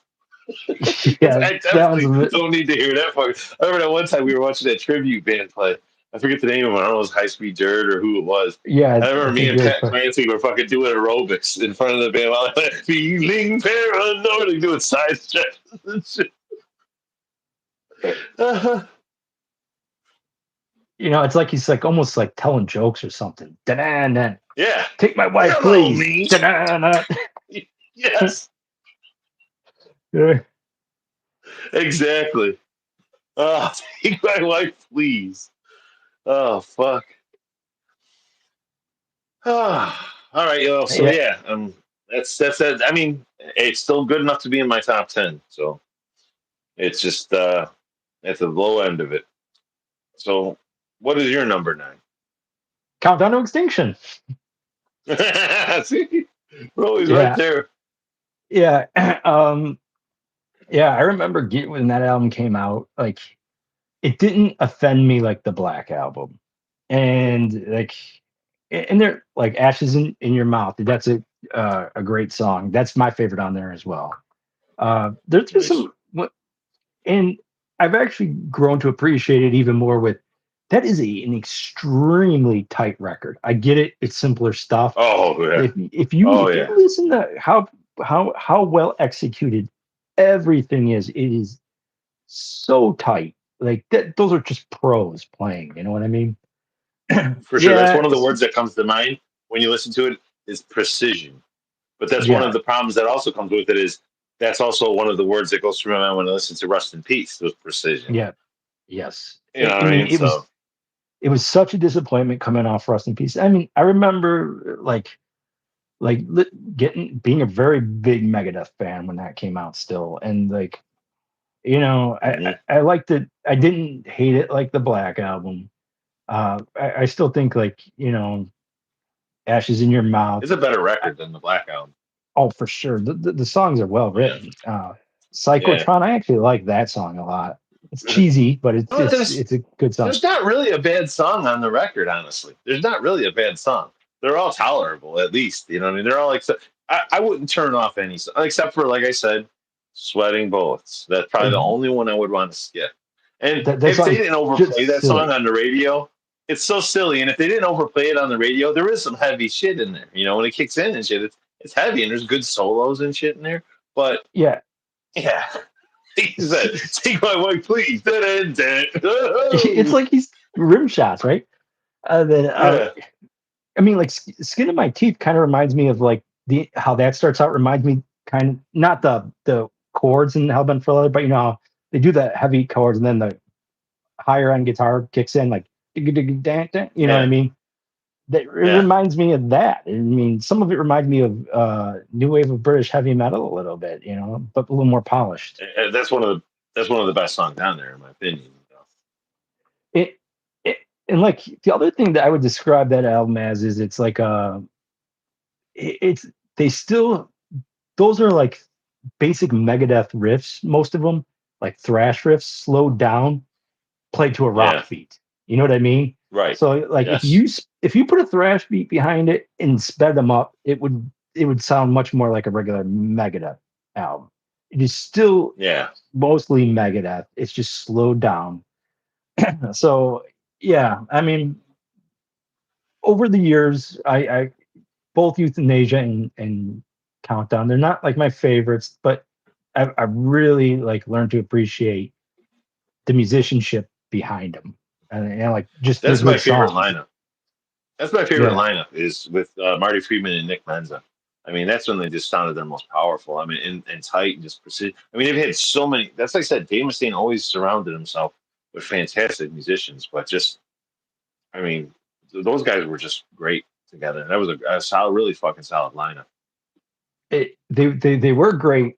I'm still gonna give it to the the original lineup of Chris Poland Yeah, and Garth Samuelson over them. that's Just be yeah, that lineup like you're talking about, that feels more like the lineup like of us, like guys that just fucking got together and fucking jammed and fucking loved life and just did what they did because they bled it. You know what I mean? Where Nick Menza and Marty Friedman just seem like more like, like they're machines and shit. And it's almost like a challenge to them. Like they couldn't wait to get into Megadeth because it's a fucking challenge to them and shit. That's kind of what that lineup feels to me, and I think that's why it was so precise and there was right. such a precision sound. They were the professionals. That was the professional Yeah, lineup, and right. then Yeah, exactly. that Exactly. original lineup was just like chaos and Just the fun lineup, the craziness. chaos, just going for the fucking throat. Yeah, exactly. Yeah, yeah. So Yeah. because you know, really, I Youth mean, yes, in I put Asia. yeah, Countdown and Youth made my top 10, but like I will say that Peace Sells and Killing's My Business, are very close to the top, or they're in the top. And so the Rust in Peace lineup only has one album for me that's in the upper crust. You know what I mean? So that kind of dings them a bit. Yeah, K-Rock. I'd have to agree with Dave Mustaine on that. Countdown to Extinction. They're I don't know. I wouldn't say it's their best record, but the production, the strength in the production, that is definitely, very awesomely produced. I mean, it still holds up to this day. It sounds phenomenal. It sounds sonic. I remember hearing something recently where Dave Ellefson was talking about it, and his bass playing was like a millisecond off, and then they realized that it was a millisecond off because he was used to standing so far in front of his amplifiers that and so they had him do that, and that's how he ended up getting more locked in. It was just, they really spent a lot of time. It's is a tight record for sure. And that's crazy too, because I kind of know what he's talking about with the millisecond off. When we did our most recent, Everscathed did our most recent record, I mean, it was a lot went on with the COVID and with the computer exploding and shit, and files needing to be saved at the last minute. I remember when we put it all back together, it was just one thing off with the timing where the drums were just like you said, like a millisecond fucking off from the rest of the music. The whole record was like that, and it was so like, you know what I mean? It's like you'd hear it and it'd be fine, but if you really listen to it, you'd notice it. You know what I mean? And it was so hard just to correct that millisecond, to get it right, to get it, because like you'd overcorrect it, and then it would sound wrong again. It would sound even more wrong. It was so fucking hard. But once we finally got it, it was like, all right, now it's fucking locked in. But what a chore that was just to get it. So I get what he's saying. Like, I would have never thought something like that would be a big issue until it actually happened to us. Yeah, it was interesting. The way they solved it was they had him stand further away, and that's how. That's crazy. See, luckily we didn't have to re-record everything. It was just a matter of shifting things, and finally getting them to lock in properly.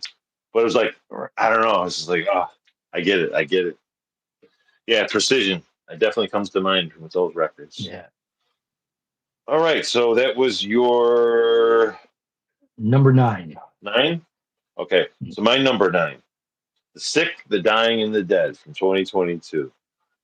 I remember when they first started putting the new songs out from that, and just how fucking crushingly heavy they were and shit, and just right into it immediately. Like, yes, fucking Megadeth is back.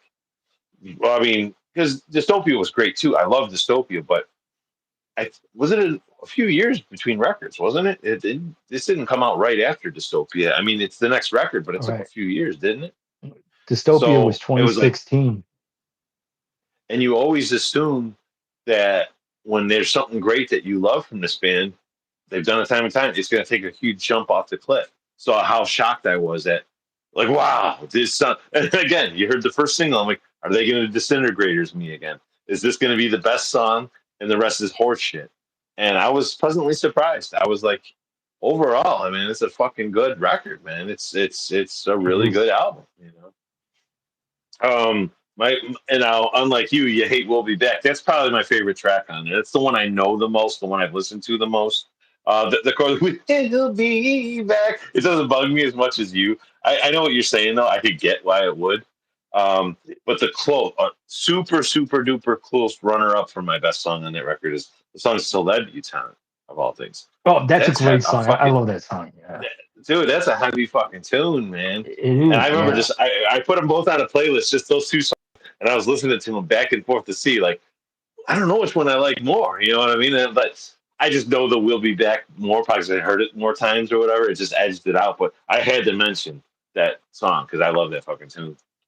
And for the record, I would like "We'll Be Back." Like, I love the verse, and then I love the way that song ends is awesome. Yeah. But there's just this ridiculous chorus in the middle of it. It's like, oh. But it's totally better than Ice-T busted the Black Hawk Helicopters. Like, that just took me out of that. So I love that fucking song. And that's a great song too. It's like just stabbing me right in the heart when he does that shit. It just totally takes me out of it. Yeah, it's unnecessary though, but at least it's not the chorus. It's just a little section Yeah. he does in the middle. So I Yeah. can take that one a little more. That one time opens up his fucking shirt and you see the little slug in his bulletproof vest and he flicks it off. That's his that's Ice-T's part right there. Hell. Yeah, so great record. I love the artwork for it. I mean, that's like I'm like, dude, Megadeth's fucking back, and they're like, all right, we're ending things. This next record's our final record. Like, what? You guys are getting good again, man. Dystopia, Sick and Dying and the Dead. Fuck, now you're in. And then, like you said, to go out on that note, it was like, ooh, it was like, again, not a bad record, but man, you just crushed it twice in a fucking row, and this is how you're gonna end Yeah, things. Why not? You should have just yeah, ended it with the last one, then. yeah. I mean, that one was really. I mean, although it was my number 11, but it was still good. It was still like really a band back, And then the last one was just kind of like, oh man. I mean, it would have been better if they like ended on the Sick, the Dying, Dead, or Dystopia. Like, yeah, Yeah, right.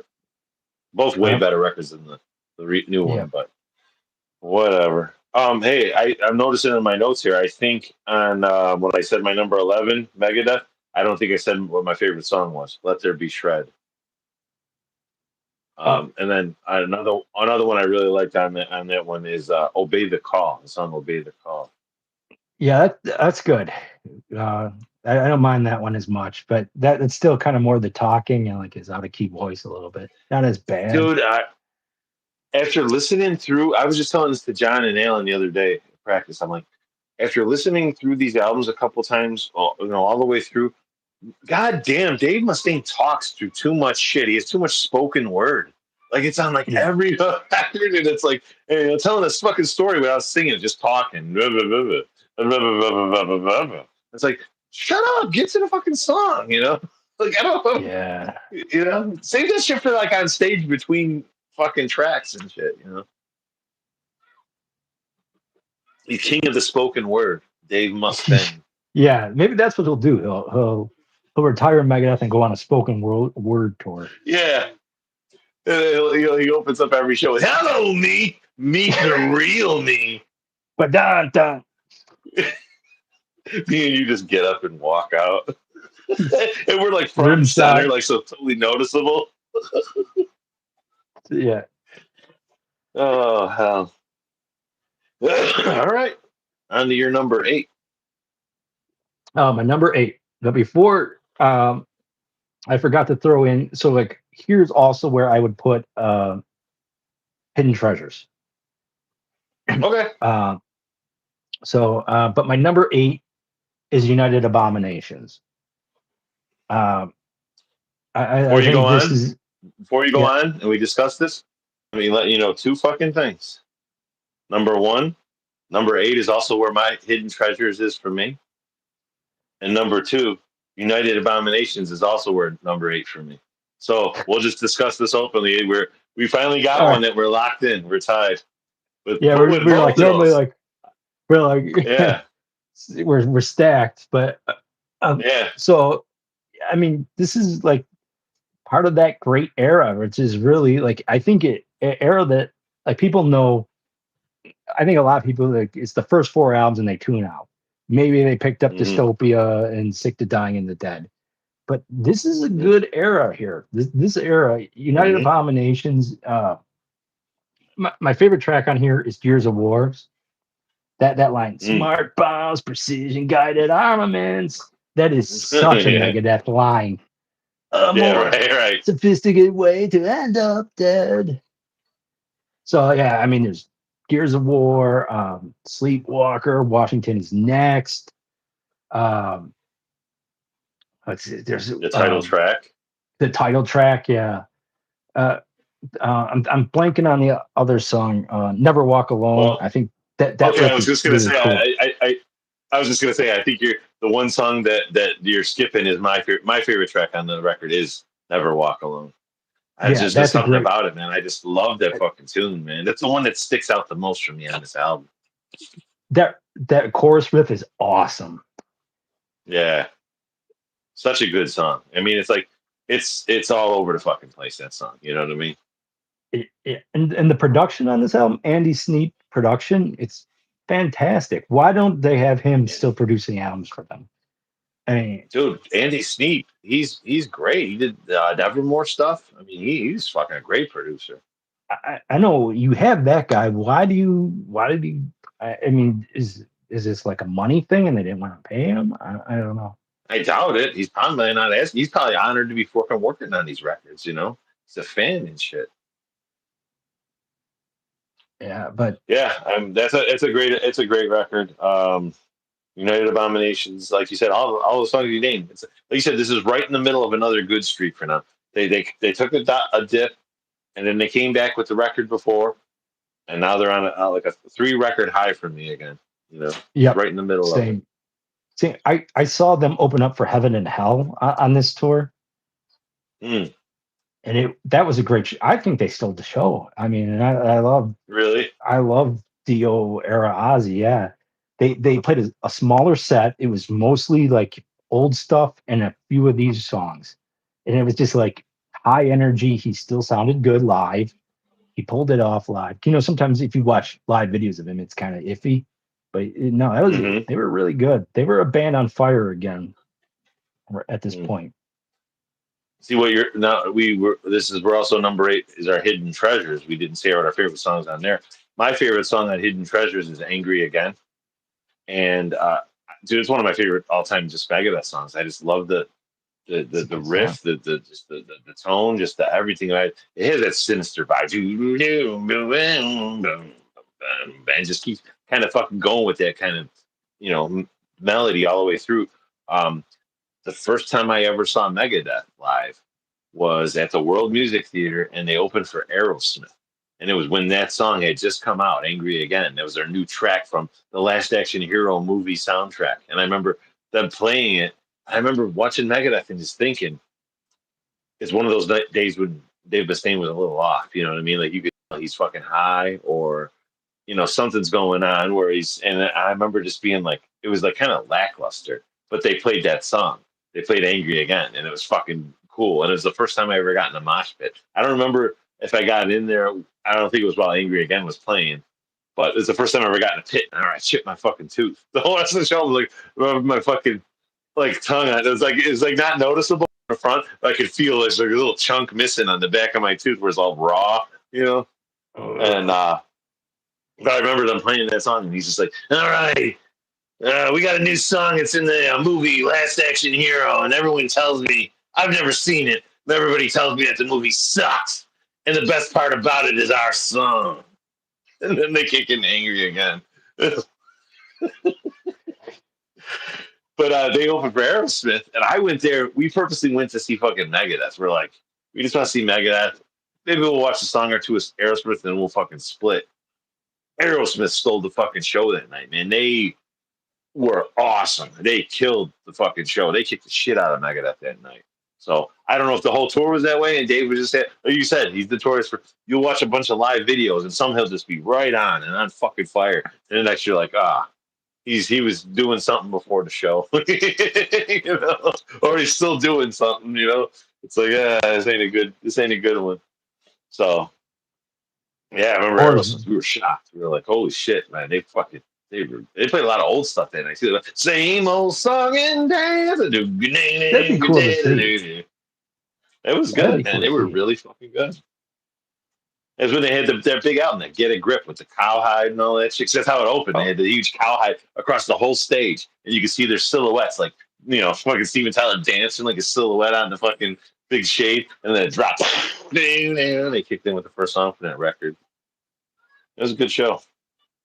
It was, yeah. Well, I mean, it sounds like it. Yeah, it was. It'd be cool to see. That was in my earliest days of concert going. I've never seen Aerosmith. It was the only time I ever saw him. I was impressed. Like I said, we went to see Megadeth, and we left bigger Aerosmith fans. That's cool. All right. Cool. What was your favorite song on Hidden Treasures? Go to Hell. I love that song. Yeah. See, those are the two. Like, it's like, Yeah, is it Angry Again or is it Go to Hell? You know? Go to Hell is the last song, Megadeth song, before they start dipping their toe into commercial stuff. I think Yeah, like right, for sure, that for was sure. I agree. before Countdown. It was yeah, Hmm. kind of like I agree. it's still kind of like you're not gonna wake up today. They pulled my plug to Yeah, pick your face. And then that sinister end, video. You know, it's got it's Satan in it and so shit. sinister. It's got my only friend's the goat with 666 between his horns. Yes, So like that one, I was like, that was to great. me the last, like before they diluted themselves. And although there's, like I say, there's albums I still like, even after they dip their toe in the commercial water, so to speak. But after that, they could never, I don't think, get back to just who they were off those first four albums. Something changed. They could never do a Killings by Business again, a Peace Sells, a Rust in Peace. After that, I don't think to that. I mean, they're still great albums, but that was the last album that I will call that had like the meanness of spirit in it. When you're just like, I mean, I won't say there's still flashes of it in other albums, but that was right before. And so I have a, and that, like you say, that video is so sinister. It is one of Yeah. my, yeah, I have a fondness. I remember sneaking in to the Fort City movie theater to see Bill and Ted's Yeah. Goes to Hell with that Bogus song. And so Journey. Yeah. yeah, Bogus Journey. Yeah. So I have some fond memories of that. Yeah. I got to meet him a couple of years ago on Bill. God, his name escaped me right now. Alex Winter, I think his Uh, name is. Alex Right? Winter. Yeah, I met him. Yeah. He's a very cool guy. Yeah. He was really like humble and shit. Just like, hey man, big fan. This and that. I'm telling you, thank you. Kind of looking at the floor and shit. Real nice guy. Yeah. Yeah. I was just checking the chat here. We'll Be Back is brutal. I played it for people against Lux Eterna, and only one person out of 9 preferred the Metallica track. I mean, I would agree. I mean, We'll Be Back is a much heavier, much fucking more crushing track than Lux Eterna. It's like Lux Eterna too, but it's just like, I mean, We'll Be Back is more vicious. Yeah. Um, Jordan, what do you say? Whenever I come a milliseconds early, I never hear the end of it. Look at Jordan, man. Oh God, God, I gotta pee, man. But we might have to take a break from when we get to our top 5 because I gotta fucking take a leak. All Um, right. I've been pounding these goddamn beers. I know you're probably sipping yours. I'm like 6 beers in. Oh wow, yeah, I'm still on my first one. Like if we get a break, I'll Oh probably grab God, another one. yeah. Um, so now we're at our number 7. You know what? Why don't we Six take a or seven? quick Yeah, seven. fucking Yeah, 7? Just yeah. a quick 5 seconds. Everyone entertain yourself. I'm gonna run to the bathroom. Why don't you go grab a beer? I All can't right. shut the camera off, so we're gonna be just blank screen for a few minutes. All We'll right. be back. This is the metal way of life. See you in a few.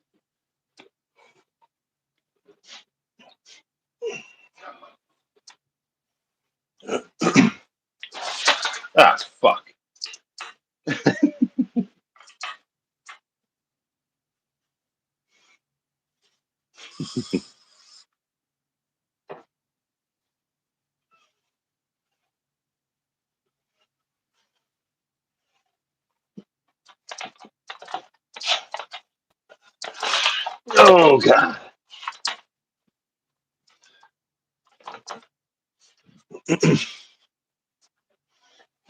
All right, sorry about that. Listen, we got a bigger audience after we took a pee break. Okay, see, fucking Alan. That's when Alan comes in. Didn't mute. Have you been sitting there the whole time, fucking hiding in the shadows, waiting for a moment to jump out and give me some shit? Sorry, I'm not used to using one of these earpiece fucking things here. I got in the bathroom and oh shit! I remember last time I pulled the Drebin when I was on with Pat and Brett doing Tales from the Dark Side. So I pulled it out and put it in my pocket, and I said, "I, I hope no one hears me do a Drebin." Apparently, you can hear the shit right. I did wash my hands, Jordan. I washed my fucking hands specifically for you, pal. Okay. Oh God. For anyone out there who thinks this isn't professional, just call me semi-pro.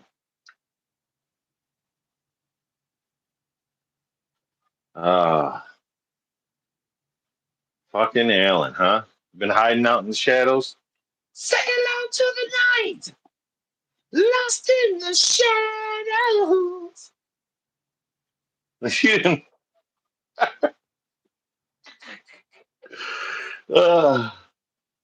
If your man is working hard, he's worth a do. Be considered a cover of Darkest Side of the Night. I love that tune, but no, that's not something we'd ever cover. The darkest side of night burns like a fire. Yeah, great tune, but no, that's not something the Everscathed would ever cover. Well, unfortunately, I only have one beer left, and it was warm, so I had to throw it in the freezer. Tom, I'm disappointed in you. You knew you were going to hang out with me, and you weren't prepared. I thought I had more in there. Well, oh wow. You're not that old timer. Come on. I know. You should have remembered your beer. I know. I get it, man. We have so much stuff. We don't hang out like this as much as we used to. Yeah. There's so much stuff crammed in my refrigerator too, and guess what? Half of it's beer. I was like, thought for sure I still had another one in there. Oh well. Not only that, I only have one beer left. Period. So the one in the freezer is it. What do you think about this shirt? Nice. Yeah, I saw that in the ad. I think it was from Megadeth.com. They had an ad on Facebook a couple of years ago. I was like, dude, that's just sick. Just Vic's head, Megadeth across the fucking skull. Hell yeah. I saw that earlier. Great. Yeah, I had yours that is post. Normal. Mine's in reverse. Yeah. Fun fact: I had this shirt when I was in 8th grade. Not this shirt because that obviously didn't fit me anymore. Yeah. But I also had like a big poster of this too. I love this image. Yeah, dude, it is great. They're just like Iron Maiden. They always had such fucking great like poster art and shit like that. Vic. Yeah, they did. All right, let's get on with the countdown here. We are at number 7. You're number 7. You're lucky number 7. My number 7, my number 7 and my number 6 should probably be switched, but number 6 has like a nostalgic value, so that's why it's number 6. But number 7 for me is Endgame. I mean, it is a awesome record of from start to finish, pretty much. I can't think. Is it really a bad song on there? I mean, not in my opinion. It's a solid fucking record for me, man. It's my favorite tune on there is probably "Bite the Hand That Feeds." Like, there's some like great lyrics about in that one, like, and the roaches lick the covers clean of TV dinners and beer. Beer. There's so many great songs though on there. I mean, what's Bodies right after that. Endgame's great. I mean, what else am I missing on there? just the whole thing from pretty much start to finish is great. I mean, even like the ballady type of song. The hardest part of letting go is saying goodbye. Goodbye. He actually sounds like we said in a lot of records where he's just kind of talking and shit. He's giving some fucking effort there. You're feeling it. You know what I mean? It's like I love it. I love it.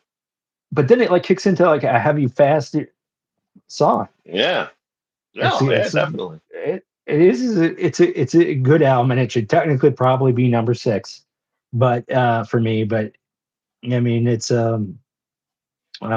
nostalgia gets beats it out a little bit. But yeah, no, it is from start to finish. I mean, part of that era that we're talking about, that 3-album streak where it's just like it's just like Megadeth is back, and I just remember feeling so happy that Megadeth was back. You know what I mean? Yeah, like, I know. Being reunited with an old family member. They're making good albums again. It was great. Yeah. Yeah, that was the last one for me. Like I said, 3-album streak, and then they ended it with Endgame, and then they went off the fucking cliff again. And then 13's like a little less, and then Super Collider's like way less.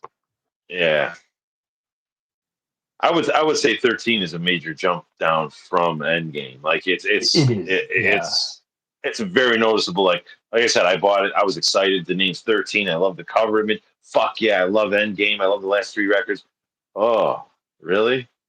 From the enemy number one. They should look at jog or do a backflip right next to the monkeys with a suit on. You got to watch that video. I'm telling you, that's the only thing saving the song for me is the video. It's like you almost want to do like the Night of Roxbury's head bob to that one, Yeah. Makes you want to do stretches just like sweating bullets. Yeah. I better give Pat Clancy a call. Anyway, all right, so my number 7, this is where Dystopia lands for me. Fucking love it. Such a great record. Awesome record. I mean, this was a tough one to choose a favorite song from because there's a lot of great songs on this album. But I went with the initial track, Fatal Illusion. It's just because it melts my mind every fucking time I hear it. It's like it's got that old school fucking like Rust in Peace type of vibe to it, or just those old Megadeth records. And it's a relentless track. It's great tune. It is that. I love this. This album is very high for me too. I mean, from start to finish, it's great. It's Megadeth's. Yeah. I think this is Megadeth's. Well, I guess an argument could be made for the Sick to Dying the Dead too, but to me, this is Dystopia is Megadeth's last classic record. Yeah, I mean, Poison the Shadows, great fucking song. Yeah, I mean, I saw them on this tour. I went and saw them. They actually played at the Aragon. I hadn't been to the Aragon for fucking ever. I think the last band I maybe saw at the Aragon Ballroom was Iron Maiden when Bruce Dickinson had his big comeback with Ed Hunter. I remember that.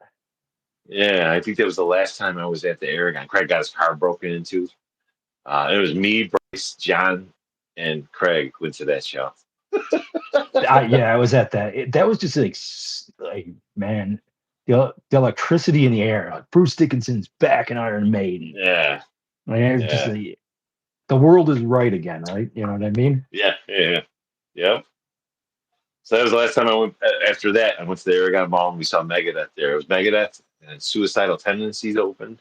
Great fucking show, man. Dystopia tour. They played like I think a good at least 3 songs off this, if not 4 songs from the record.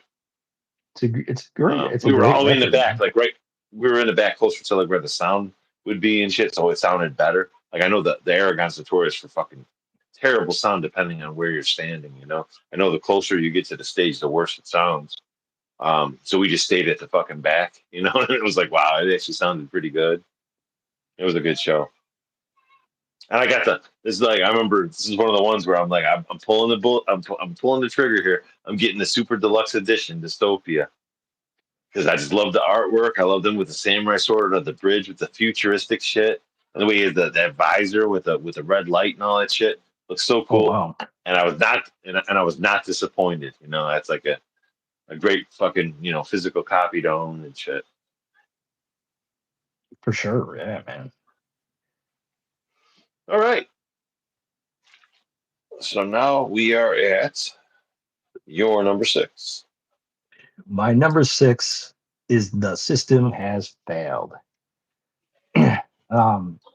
Like Endgame is probably technically a better album, but there was something about it. Like when The System Has Failed came out, I actually downloaded the album illegally first because of the bait and switch with with World Yeah, I Needs a get it. Hero. Yeah, like they put out Kick the Chair. Remember that? And it's like sounds like taking up prisoners. Like, all right, let's check this out first. But it was also like it came out at a time when like I went back to school later, and then like I was graduating about the same time that it came out, and so like I was entering the workforce with this new Megadeth album that I liked a lot. So it was like kind of so it holds a special place in my heart. I mean, there's so many best track on there, and is Back in the Day. I mean, that's just a fucking awesome song. And then there's so many good songs on there. Scorpion is awesome, and then Blackmail the Universe, Kick the Chair. I mean, and then Yeah. Truth Be I Told, can't like die dead enough. Like everything's fucking good on that record, man. Every it song's is fucking good. the end of Truth Be I Told, like it's sing just my vicious. tears in a vial. Yeah, awesome song. Yeah, and that gets into some Rust in Peace stuff at the end almost. You know what I mean? Yeah, yeah. Yeah. It's like I mean, I love that record. It's a great record. I mean, and it's a blend of styles, right? It's not Yeah. completely thrashed out. It pulls in that Euthanasia and Countdown, and then pulls in Rust in Peace too, and like the heavier When stuff. all is gone insane, the simple plans of mighty man. Yeah, you know, I love I it too, and I love that it's record. great. The great, like even though like the non like song, it's great from start to finish. You know what I even love a lot is that it's like an intro track that uh when it does that Latin thing and the Lord is my shepherd, and then it breaks into that instrumental part, Shadow of Mm-hmm. Death. I love that Mm-hmm. instrumental part. There's no that is like a character that is like a quintessential like Megadeth phrasing that they do Yeah. in that And middle it's called section. Shadow of Death, Yeah, DETH. yeah. Yeah. It's so from start to Dude, finish, man. That one I love that album. It's just well, I'm it right was there with you, brother. My number 6 is also The System Has Failed, and my favorite song is also Back in the Day. And it was back that in the song. day. You weren't now. It doesn't matter anyway because you wouldn't understand. Just that riff right there. It sounds like something about killing is my business. Yeah, it's, it Love was it. awesome. They had Exodus on tour for that. Like during the Tempo, Exodus was supporting Tempo of the Dam, and like they had Mm. Exodus guys on there like singing backup for that song Oh on that yeah, tour. It's pretty cool. Yeah, dude. I mean, I'm at the same thing with you. Like I remember when that came out. I remember seeing it. We were up. My grandparents used to have a farmhouse up in Wisconsin. And I remember we were at the local Walmart. We'd always go there because they always seem to have like really good deals at that Walmart for some reason. I got a lot of good horror DVDs from that Walmart. I remember I was in the media section looking for horror DVDs at the time and happened to see, oh, the Megadeth came out with a new record, huh? Like I had already like, who gives a fuck at that point, And I seen the cover and I'm like, actually kind of looks a little interesting. I like the cover. It had like the Rust in Peace kind of vibe to it, with him at the podium kind of. And I'm yeah, like, huh. I remember the cover piquing my interest. And then I remember reading an article.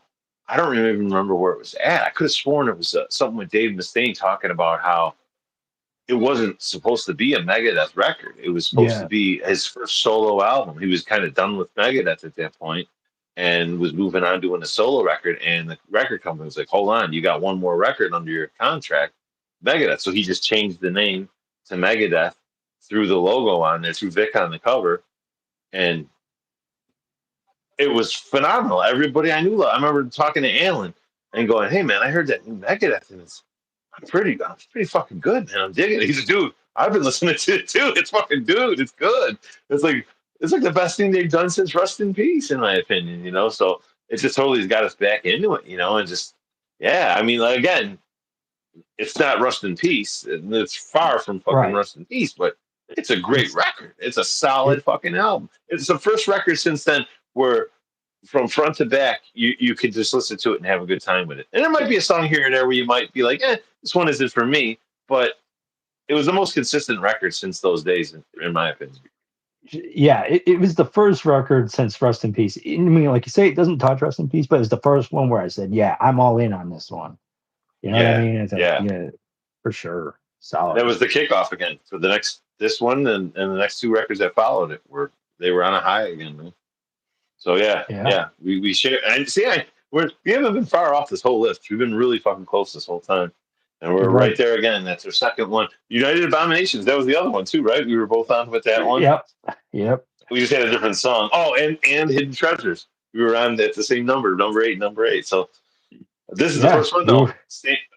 Same album and same song. We're right on with.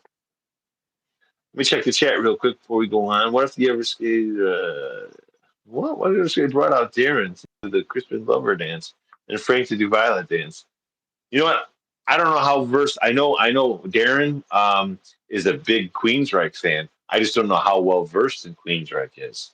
If he knows the newer shit and stuff, and if he is, I'd like to have him on to do that because I'm a huge Queensryche fan, and I know I was just discussing last night. I watched Operation Live Crime, and I hit him. Darren, a friend of ours, he has his own podcast, Only Stands.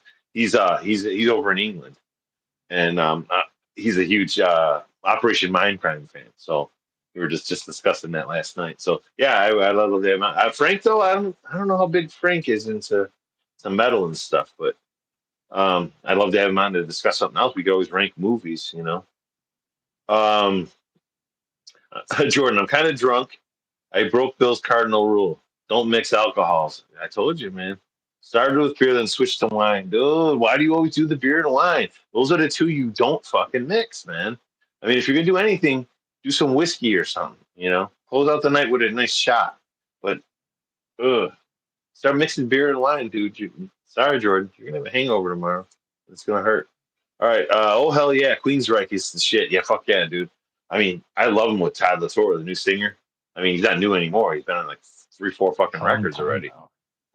But and we saw him on The Verdict. I love that album, The Verdict, and God, they just killed it. We saw him at the Arcada over there in St. Charles. Damn, man, what a fucking show! I mean, he just nails that old shit, man. It sounds like Jeff Tate singing it, And then the dude, that album, I don't know if you're into The Verdict, that record. I highly recommend. Dude, that is a phenomenal album.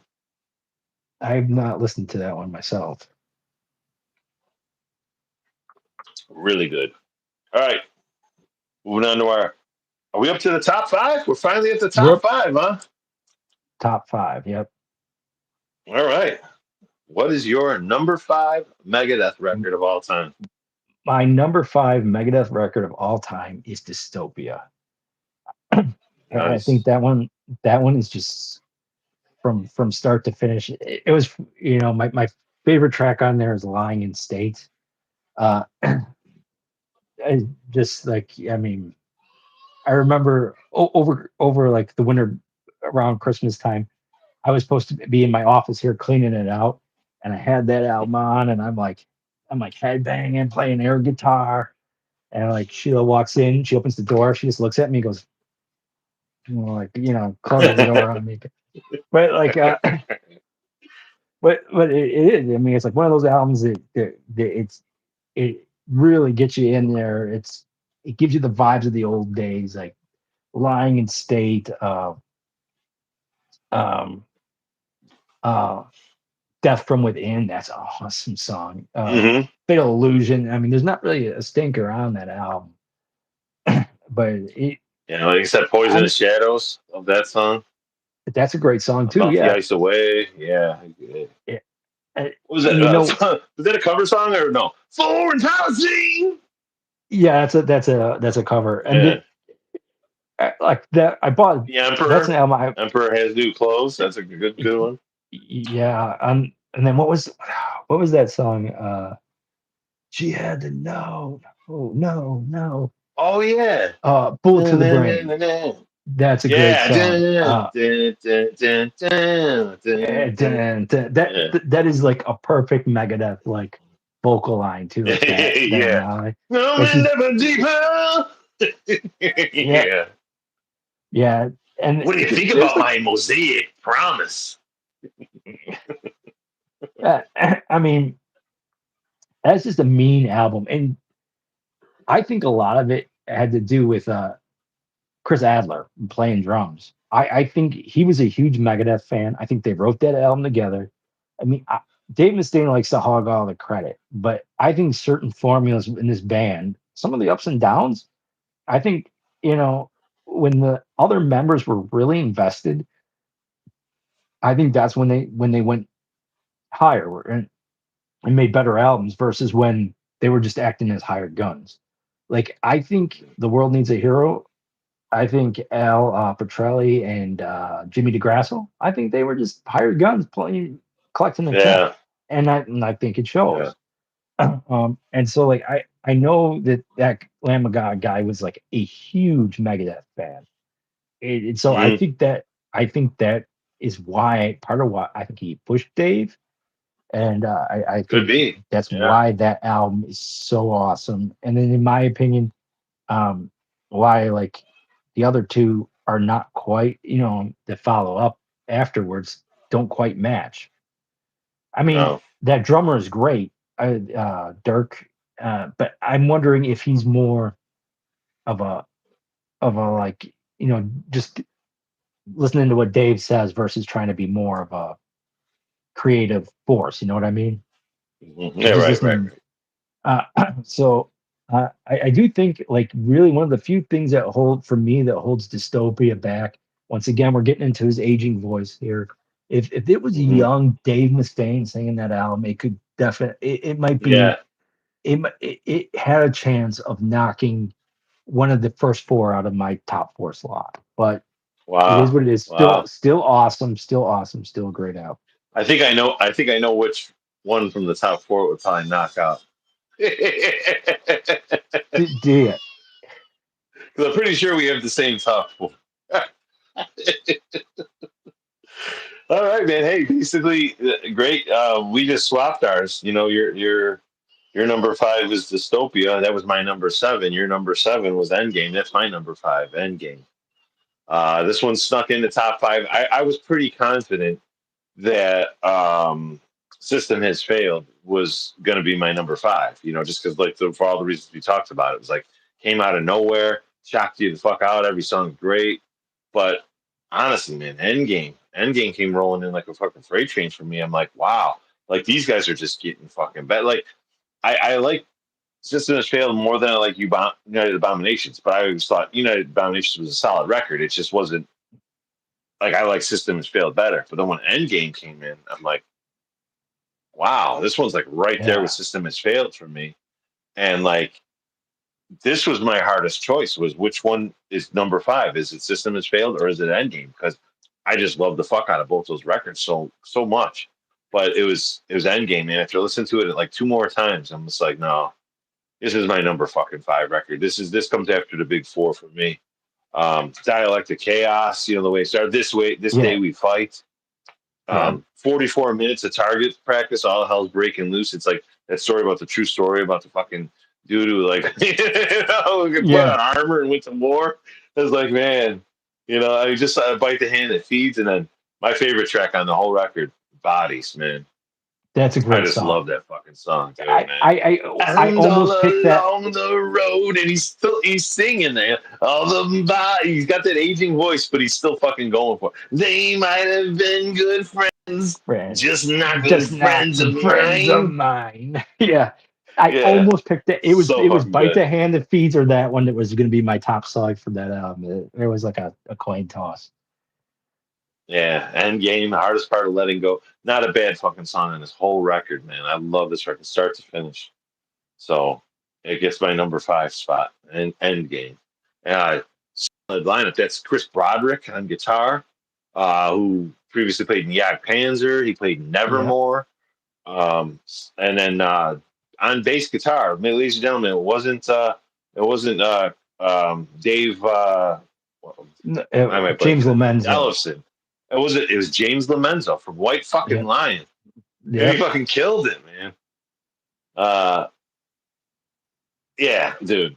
I mean, I love Endgame. I can't speak highly enough about Endgame. If anyone out there hasn't heard Endgame, fucking put on Endgame. Kick your fucking ass. It is a solid. Like if you're someone who tuned out after the first 4, I would say at least go back and check out Endgame and Dystopia at the very least. You know, those are just they might not be as good as the first 4, but they're in the ballpark. You know, they're really good albums.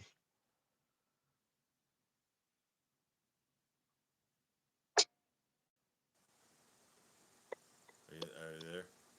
It like froze for a second. Can you hear me? I can hear you're really faint.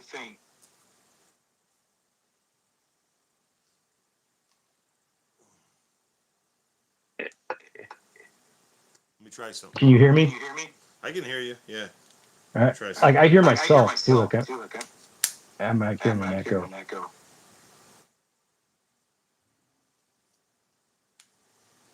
Sorry, folks. Technical difficulties.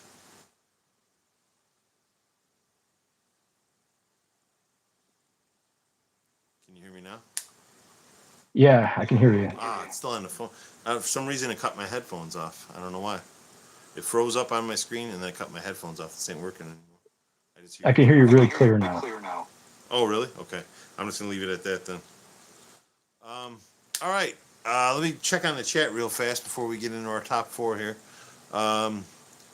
Best concept album is Mindcrime. Yes, I agree. It's in my top 3 concept albums of all time. It might be my favorite concept album. I got to think what other concept albums. I haven't dug into concept albums in a while, but definitely in my top 3 for sure. Beer Before Wine, Not a Good Time. Yeah, you got that right. I just don't like wine at all. Bill, I sent a marvelous photo of you and Tom to our group chat. It's a hairy one. Oh no, what'd you do? Like use some AI or some shit and give us hair? I'll be sorry tomorrow for the mixing of alcohols, but I'm great with it tonight. Well, that's what it's about, man. Live for tonight. I need a hero. I'm holding out for a hero to the end of the night. Wrong song. Yeah, very wrong. We don't need another hero. Oh, okay. So you're talking Thunderdome. Oh, fucking Jordan. Oh, that's K-Rock. K-Rock getting in on the fucking shenanigans. Bill's Bluetooth disconnected. Yeah, I don't know what the fuck happened there. It brought in more viewers, though. So, hey, maybe I just skip the headphones next time. Then you won't hear me pissing. But, Tom, when we took our break, I still had my headphones. Like, I hear Bill pissing. We call that pulling a Drebin, from The Naked Gun, when Leslie Nielsen goes in the bathroom with his mic on. It just pulled a Drebin. Hey, Bill, call Frank. He's a master of technical difficulties. Yeah.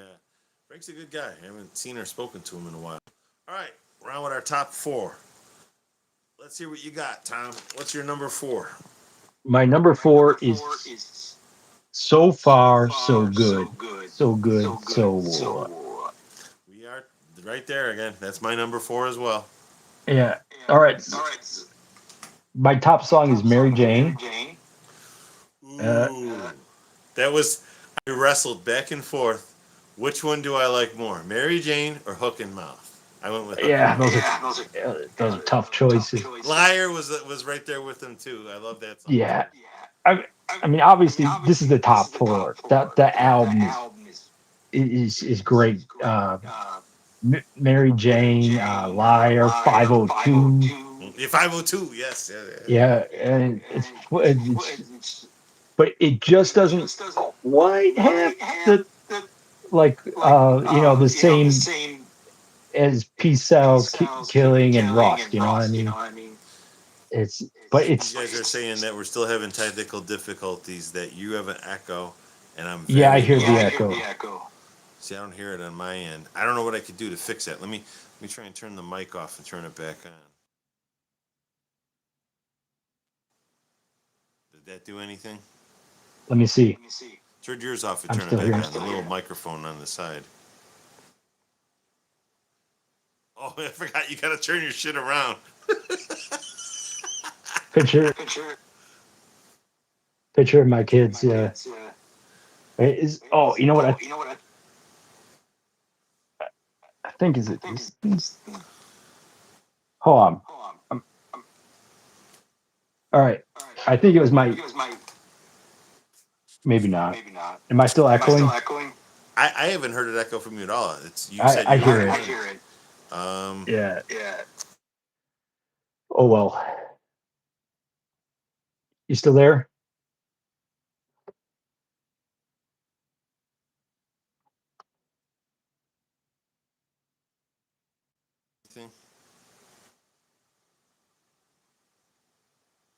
Hello? No. All right. Can you hear me? I can hear you. Yeah. Just my. All right. Yeah. Well, I guess we're gonna have to power through this with echoes and shit because Yeah. close to the I end, think and I so. don't know what the fuck's going on. Why it did that without starting over. I don't know what else to fucking do. Yeah. Just power through. All right. So we're talking about so far good. So. Mm-hmm. Yeah. I just don't think this lineup is quite as strong as the other classic albums. I agree. It's the oddball, right? They stuck around for one album. Yes. And it's the weaker of the first four. Just, I mean, it's got a cover on it, Anarchy in the UK, and it's got the big hit. Even though I do like the big hit in my Darkest Hour, it's just like that was the one that got so over fucking played from this. So Yeah. that's only for those slight little reasons does that put that at my number 4. Otherwise, I mean, this is peak fucking Megadeth, Yeah.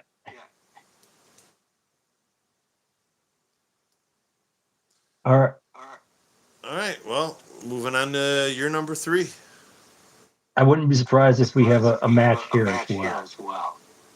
Number 3 is Killing's My Business, and Business is Good. It's also my number 3. Rattlehead's my top track. Same. Rattlehead's my favorite song. This is just Megadeth is just like mean and drunk and like you just feel like they're dangerous, right? And I think this lineup, if you describe Rust in Peace, like the Rust in Peace lineup, is the pros, the professionals. This is the dangerous lineup, right? This is the lineup that's kind of edgy. They're doing heroin. They're out of their minds. It's like, and it comes across in the music. Yeah, for sure. I mean, this is the one. Like I said, this is pissed off. Like this is pissed off fucking Megadeth. This is Dave Mustaine got kicked out of Metallica, and he's gonna show these guys. It's for the fucking throat. But at the same time, it's got some really good. I mean, Looking Down the Cross, The Chosen Ones. Some really intricate shit going on, man. I mean, come on, Megadeth, man. This is state of the art speed metal right here. It is, and then the cover too. That these boots. That is awesome. That's hysterical. Dude, of all their covers, that's probably their best one of their best ones for sure, if not their best one in my opinion. When in high school, I had to shoot I was in video production class, and I had to shoot a commercial. So I'm like, all I did was shoot people's shoes. Anyone who had Nikes on, I shot their feet walking through the hallways, going up and down stairs, this and that, and I played the song. These boots were made for walk from Megadeth. These boots were made walk in. That's the song.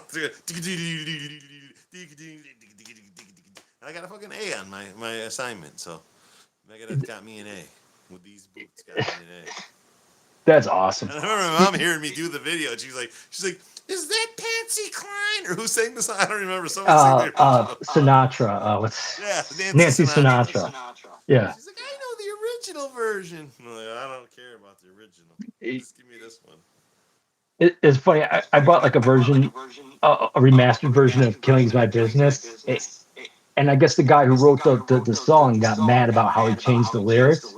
So it's like all bleeped. To most of it. Yeah. I remember hearing that version. I'm like, what the fuck? Why? Why even bother? Yeah, right. I mean, I still have the original cassette just so I can have that song. What's he say? You keep lying when you ought to be screwing. Now someone else can kiss your ass. Yes.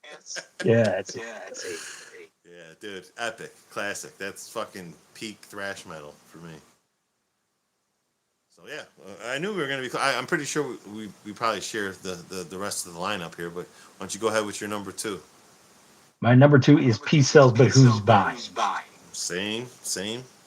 And my favorite song is Good Morning Black Friday. Again, we agree. Same.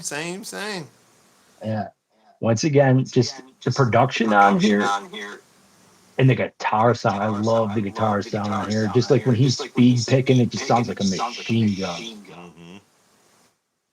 I mean, Hey, I love. I don't feel so good. Good. Something's not right. Something's coming over me. Every Black Friday, you put that song on at some point. Yeah. I mean, that is such a great scene. Dude, It's like not a bad song. Even I Ain't Superstitious. Great. Yeah. That's what kind of makes it not. That's why Rust in Peace gets the edge, I think. Yeah.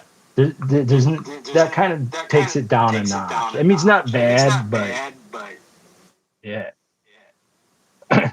My Last Words, I love that song. We could go ahead and talk about Rust in Peace too, because that's both our number 1 records. So yeah, might as well just go ahead and talk about it now too. Yeah, I agree. Rust in Peace. Again, me and John were just talking about the other night how there's not a fucking bad song on the entire record, and I even mentioned I'm like the only song that might like stray from it a little would be Dawn Patrol.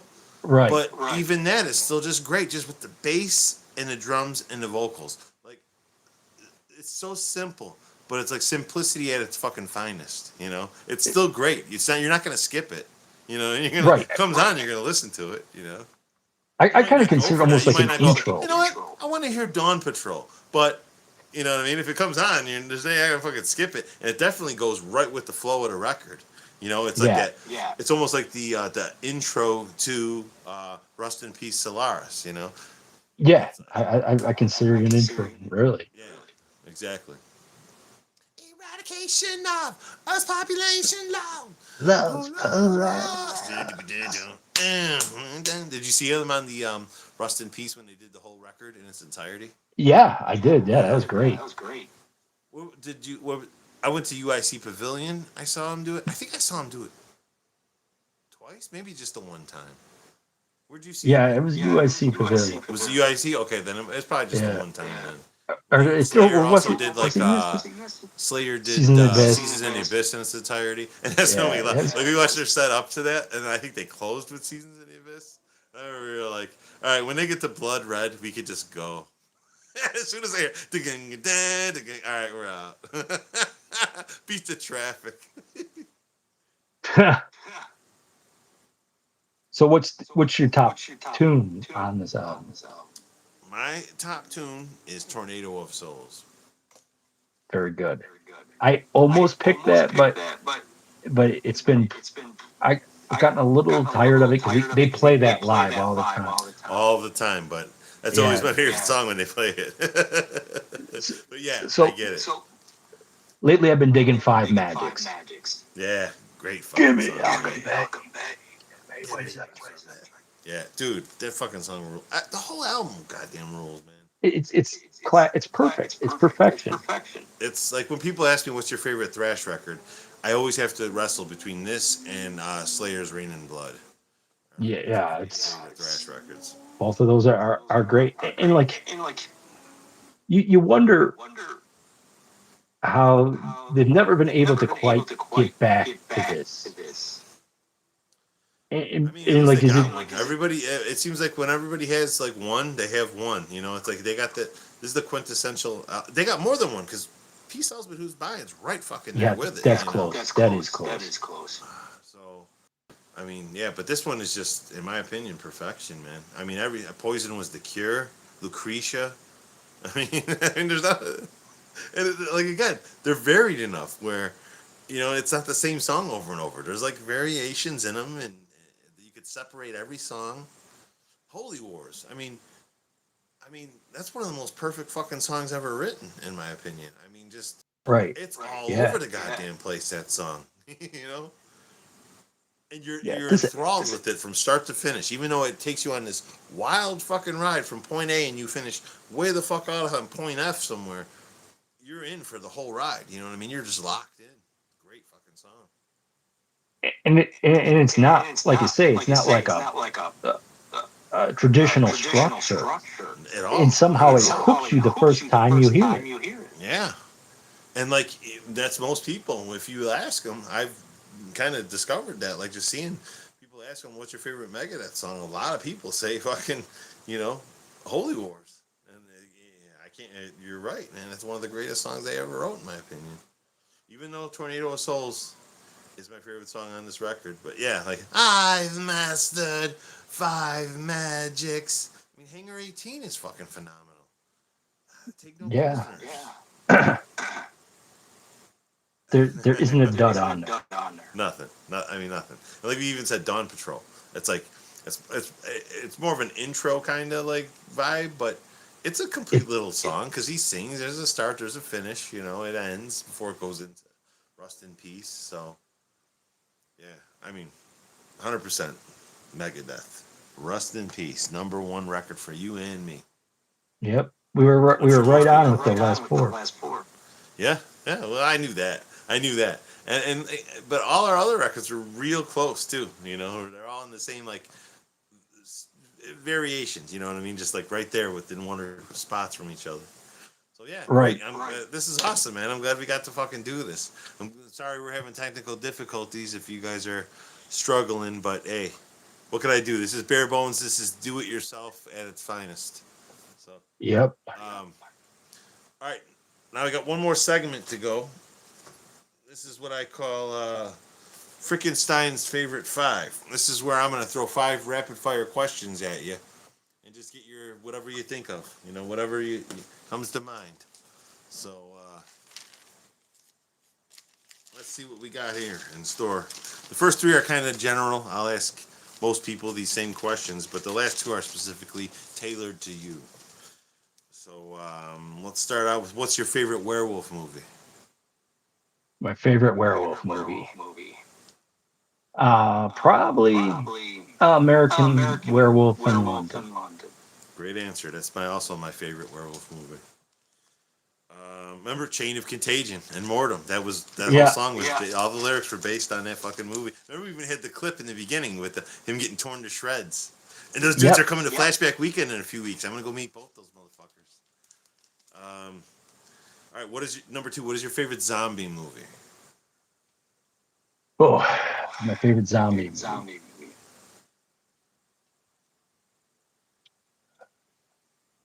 Probably, though I haven't watched it in a long time. Zombie by Falky. Yeah. That when the guy gets when that girl gets that wood chip in her eye, it's just like the most brutal thing I've ever seen. Yes, classic horror scene. One of the most brutal fucking scenes. Anything with the eye. I know Italians were known for having eye shit in most of their movies. All right, great answer. Number 3, what is your favorite haunted house movie? Favorite haunted house movie. This one's gonna be hard. You're the first person I ever asked this one to. I figured I'd mix it up a little bit. Does The Shining count? Yes, definitely The Shining counts, and I always forget about that one when I think of haunted house movies. That's definitely I will go with The Shining. Great fucking answer. That's what the movie is. It's a haunted hotel, but come on, it's a haunted house. Yeah, definitely. Great answer. All right, number 4. What is your favorite Puppet Master movie? 2. No thought. You knew that one already. Yes. I knew it. I know you're a huge fan of Puppet Master. You know what? And I hadn't seen. Number 1, the first one I've seen a million times, but beyond that, I've seen here and there different ones. I have a collection where it has like all the Puppet Master movies, and I remember watching part 2 and going, "Wow, this one's damn good. This one's a lot better than I remember it being." I was Yeah, 2 is really good. I like that one. The first 3 I like a lot. The rest of the Puppet Masters are like Megadeth albums in a way. Like I just buy them and like hoping that it's gonna be better. But Yeah, your fingers crossed with each release. bait and switch, even though I know it's not. Yeah.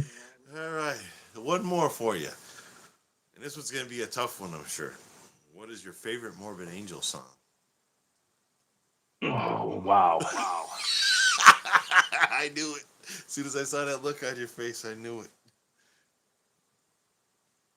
That's a tough one for me, so I know it's a tough one for you. I'm just spitting it out. Thy kingdom come.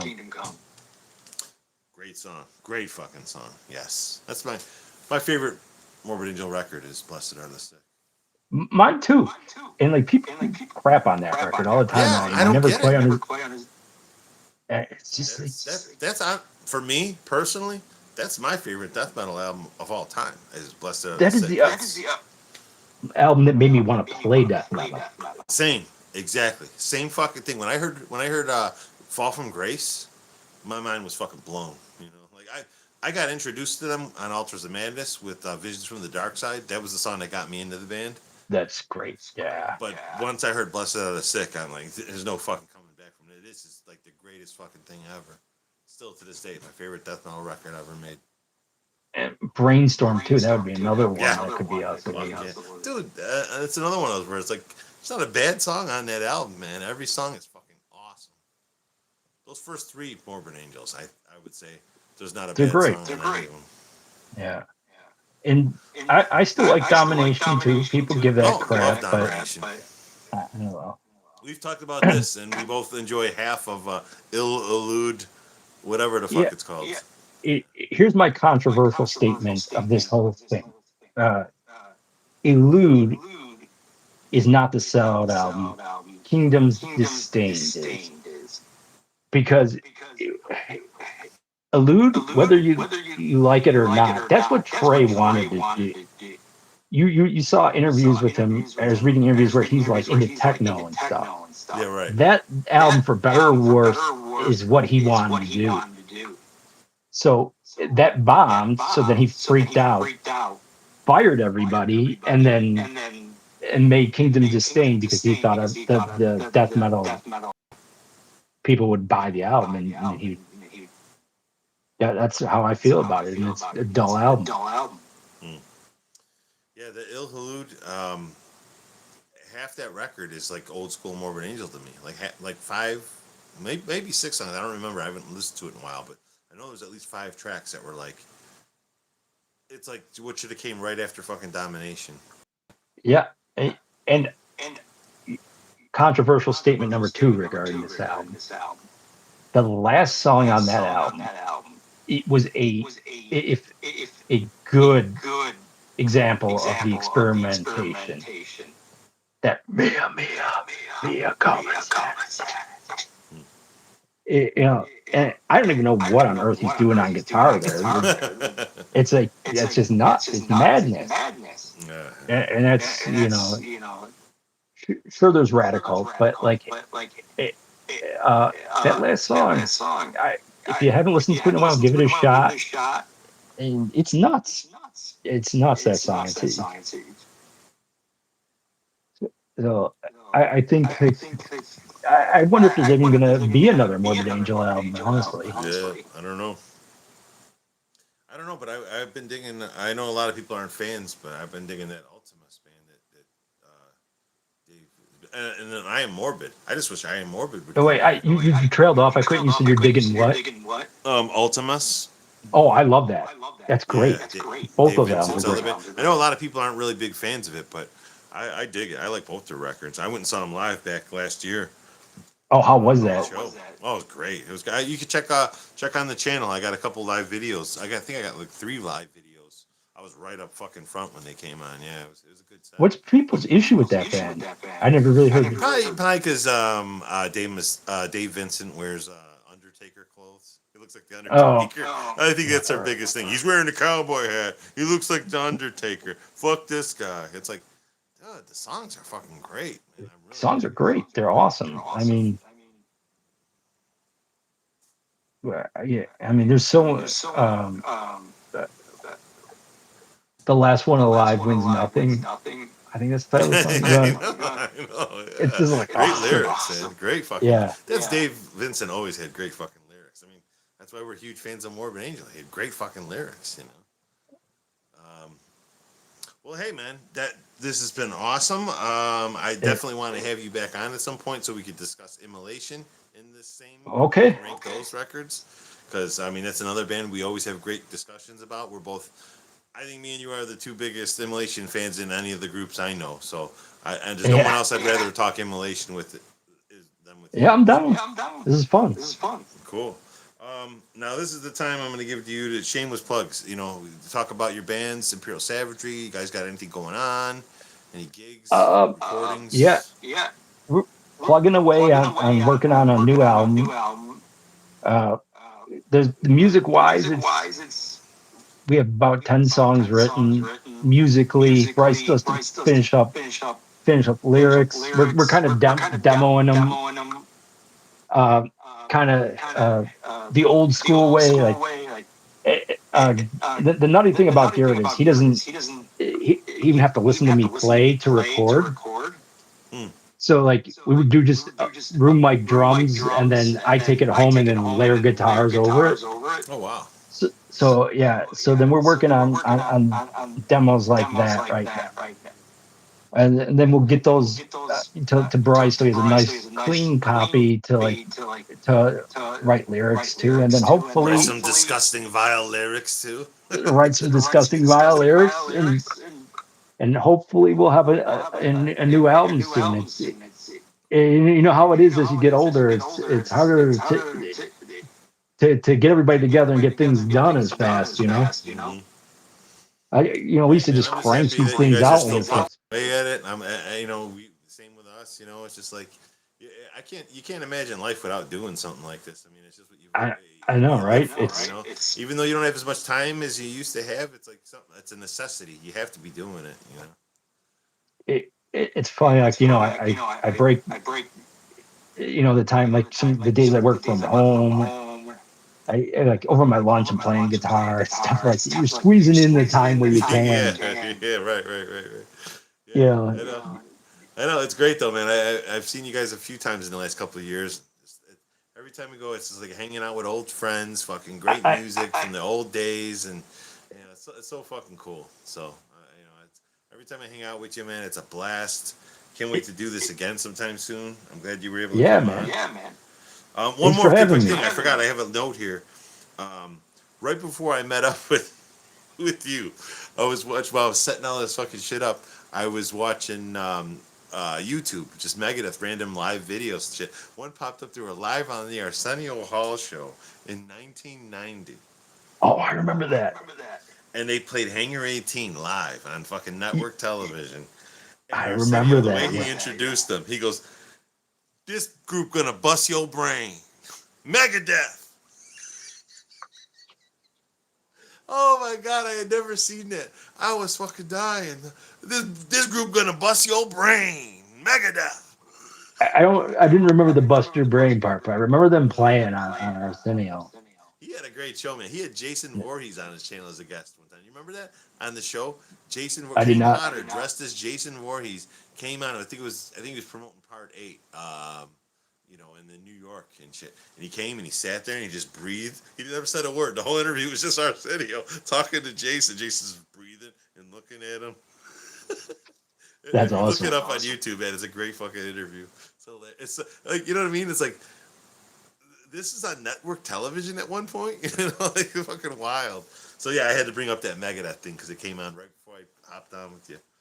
But hey, everyone who enjoyed this, make sure you hit the like button, comment. It helps me out. Subscribe. So anyone who's in the chat and still watching, I'm sure is subscribed. But, that's the best thing you could do. And then you can always join in the live chat. And, feel free, anyone watching this after the fact, please put your rankings in the comment. I want to, hear what your rankings are on the Megadeth records. Because, again, I think it's all about when you got into the band, when you discovered them, and that's how you're going to rank it. Because I know a lot of younger people, they really love some of these records that me and you were, like, more down on, Yeah.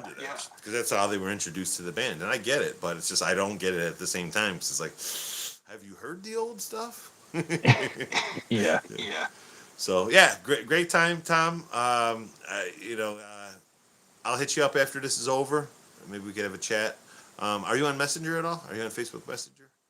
Yeah, I am. Yeah, I'm not on Facebook a ton, but I think I get Messenger even the Messenger. all the Yeah, time. we've messaged before. I'll hit you up Yeah. on there right after this. I'll try and video chat you real quick. All All right, right. thanks everyone for hanging out in the chat, man. This is great. Hails and cheers. Until next time, try to enjoy the daylight. Nice. Tales from the dark side. Good night, all. Cheers. All right. Talk to y'all later.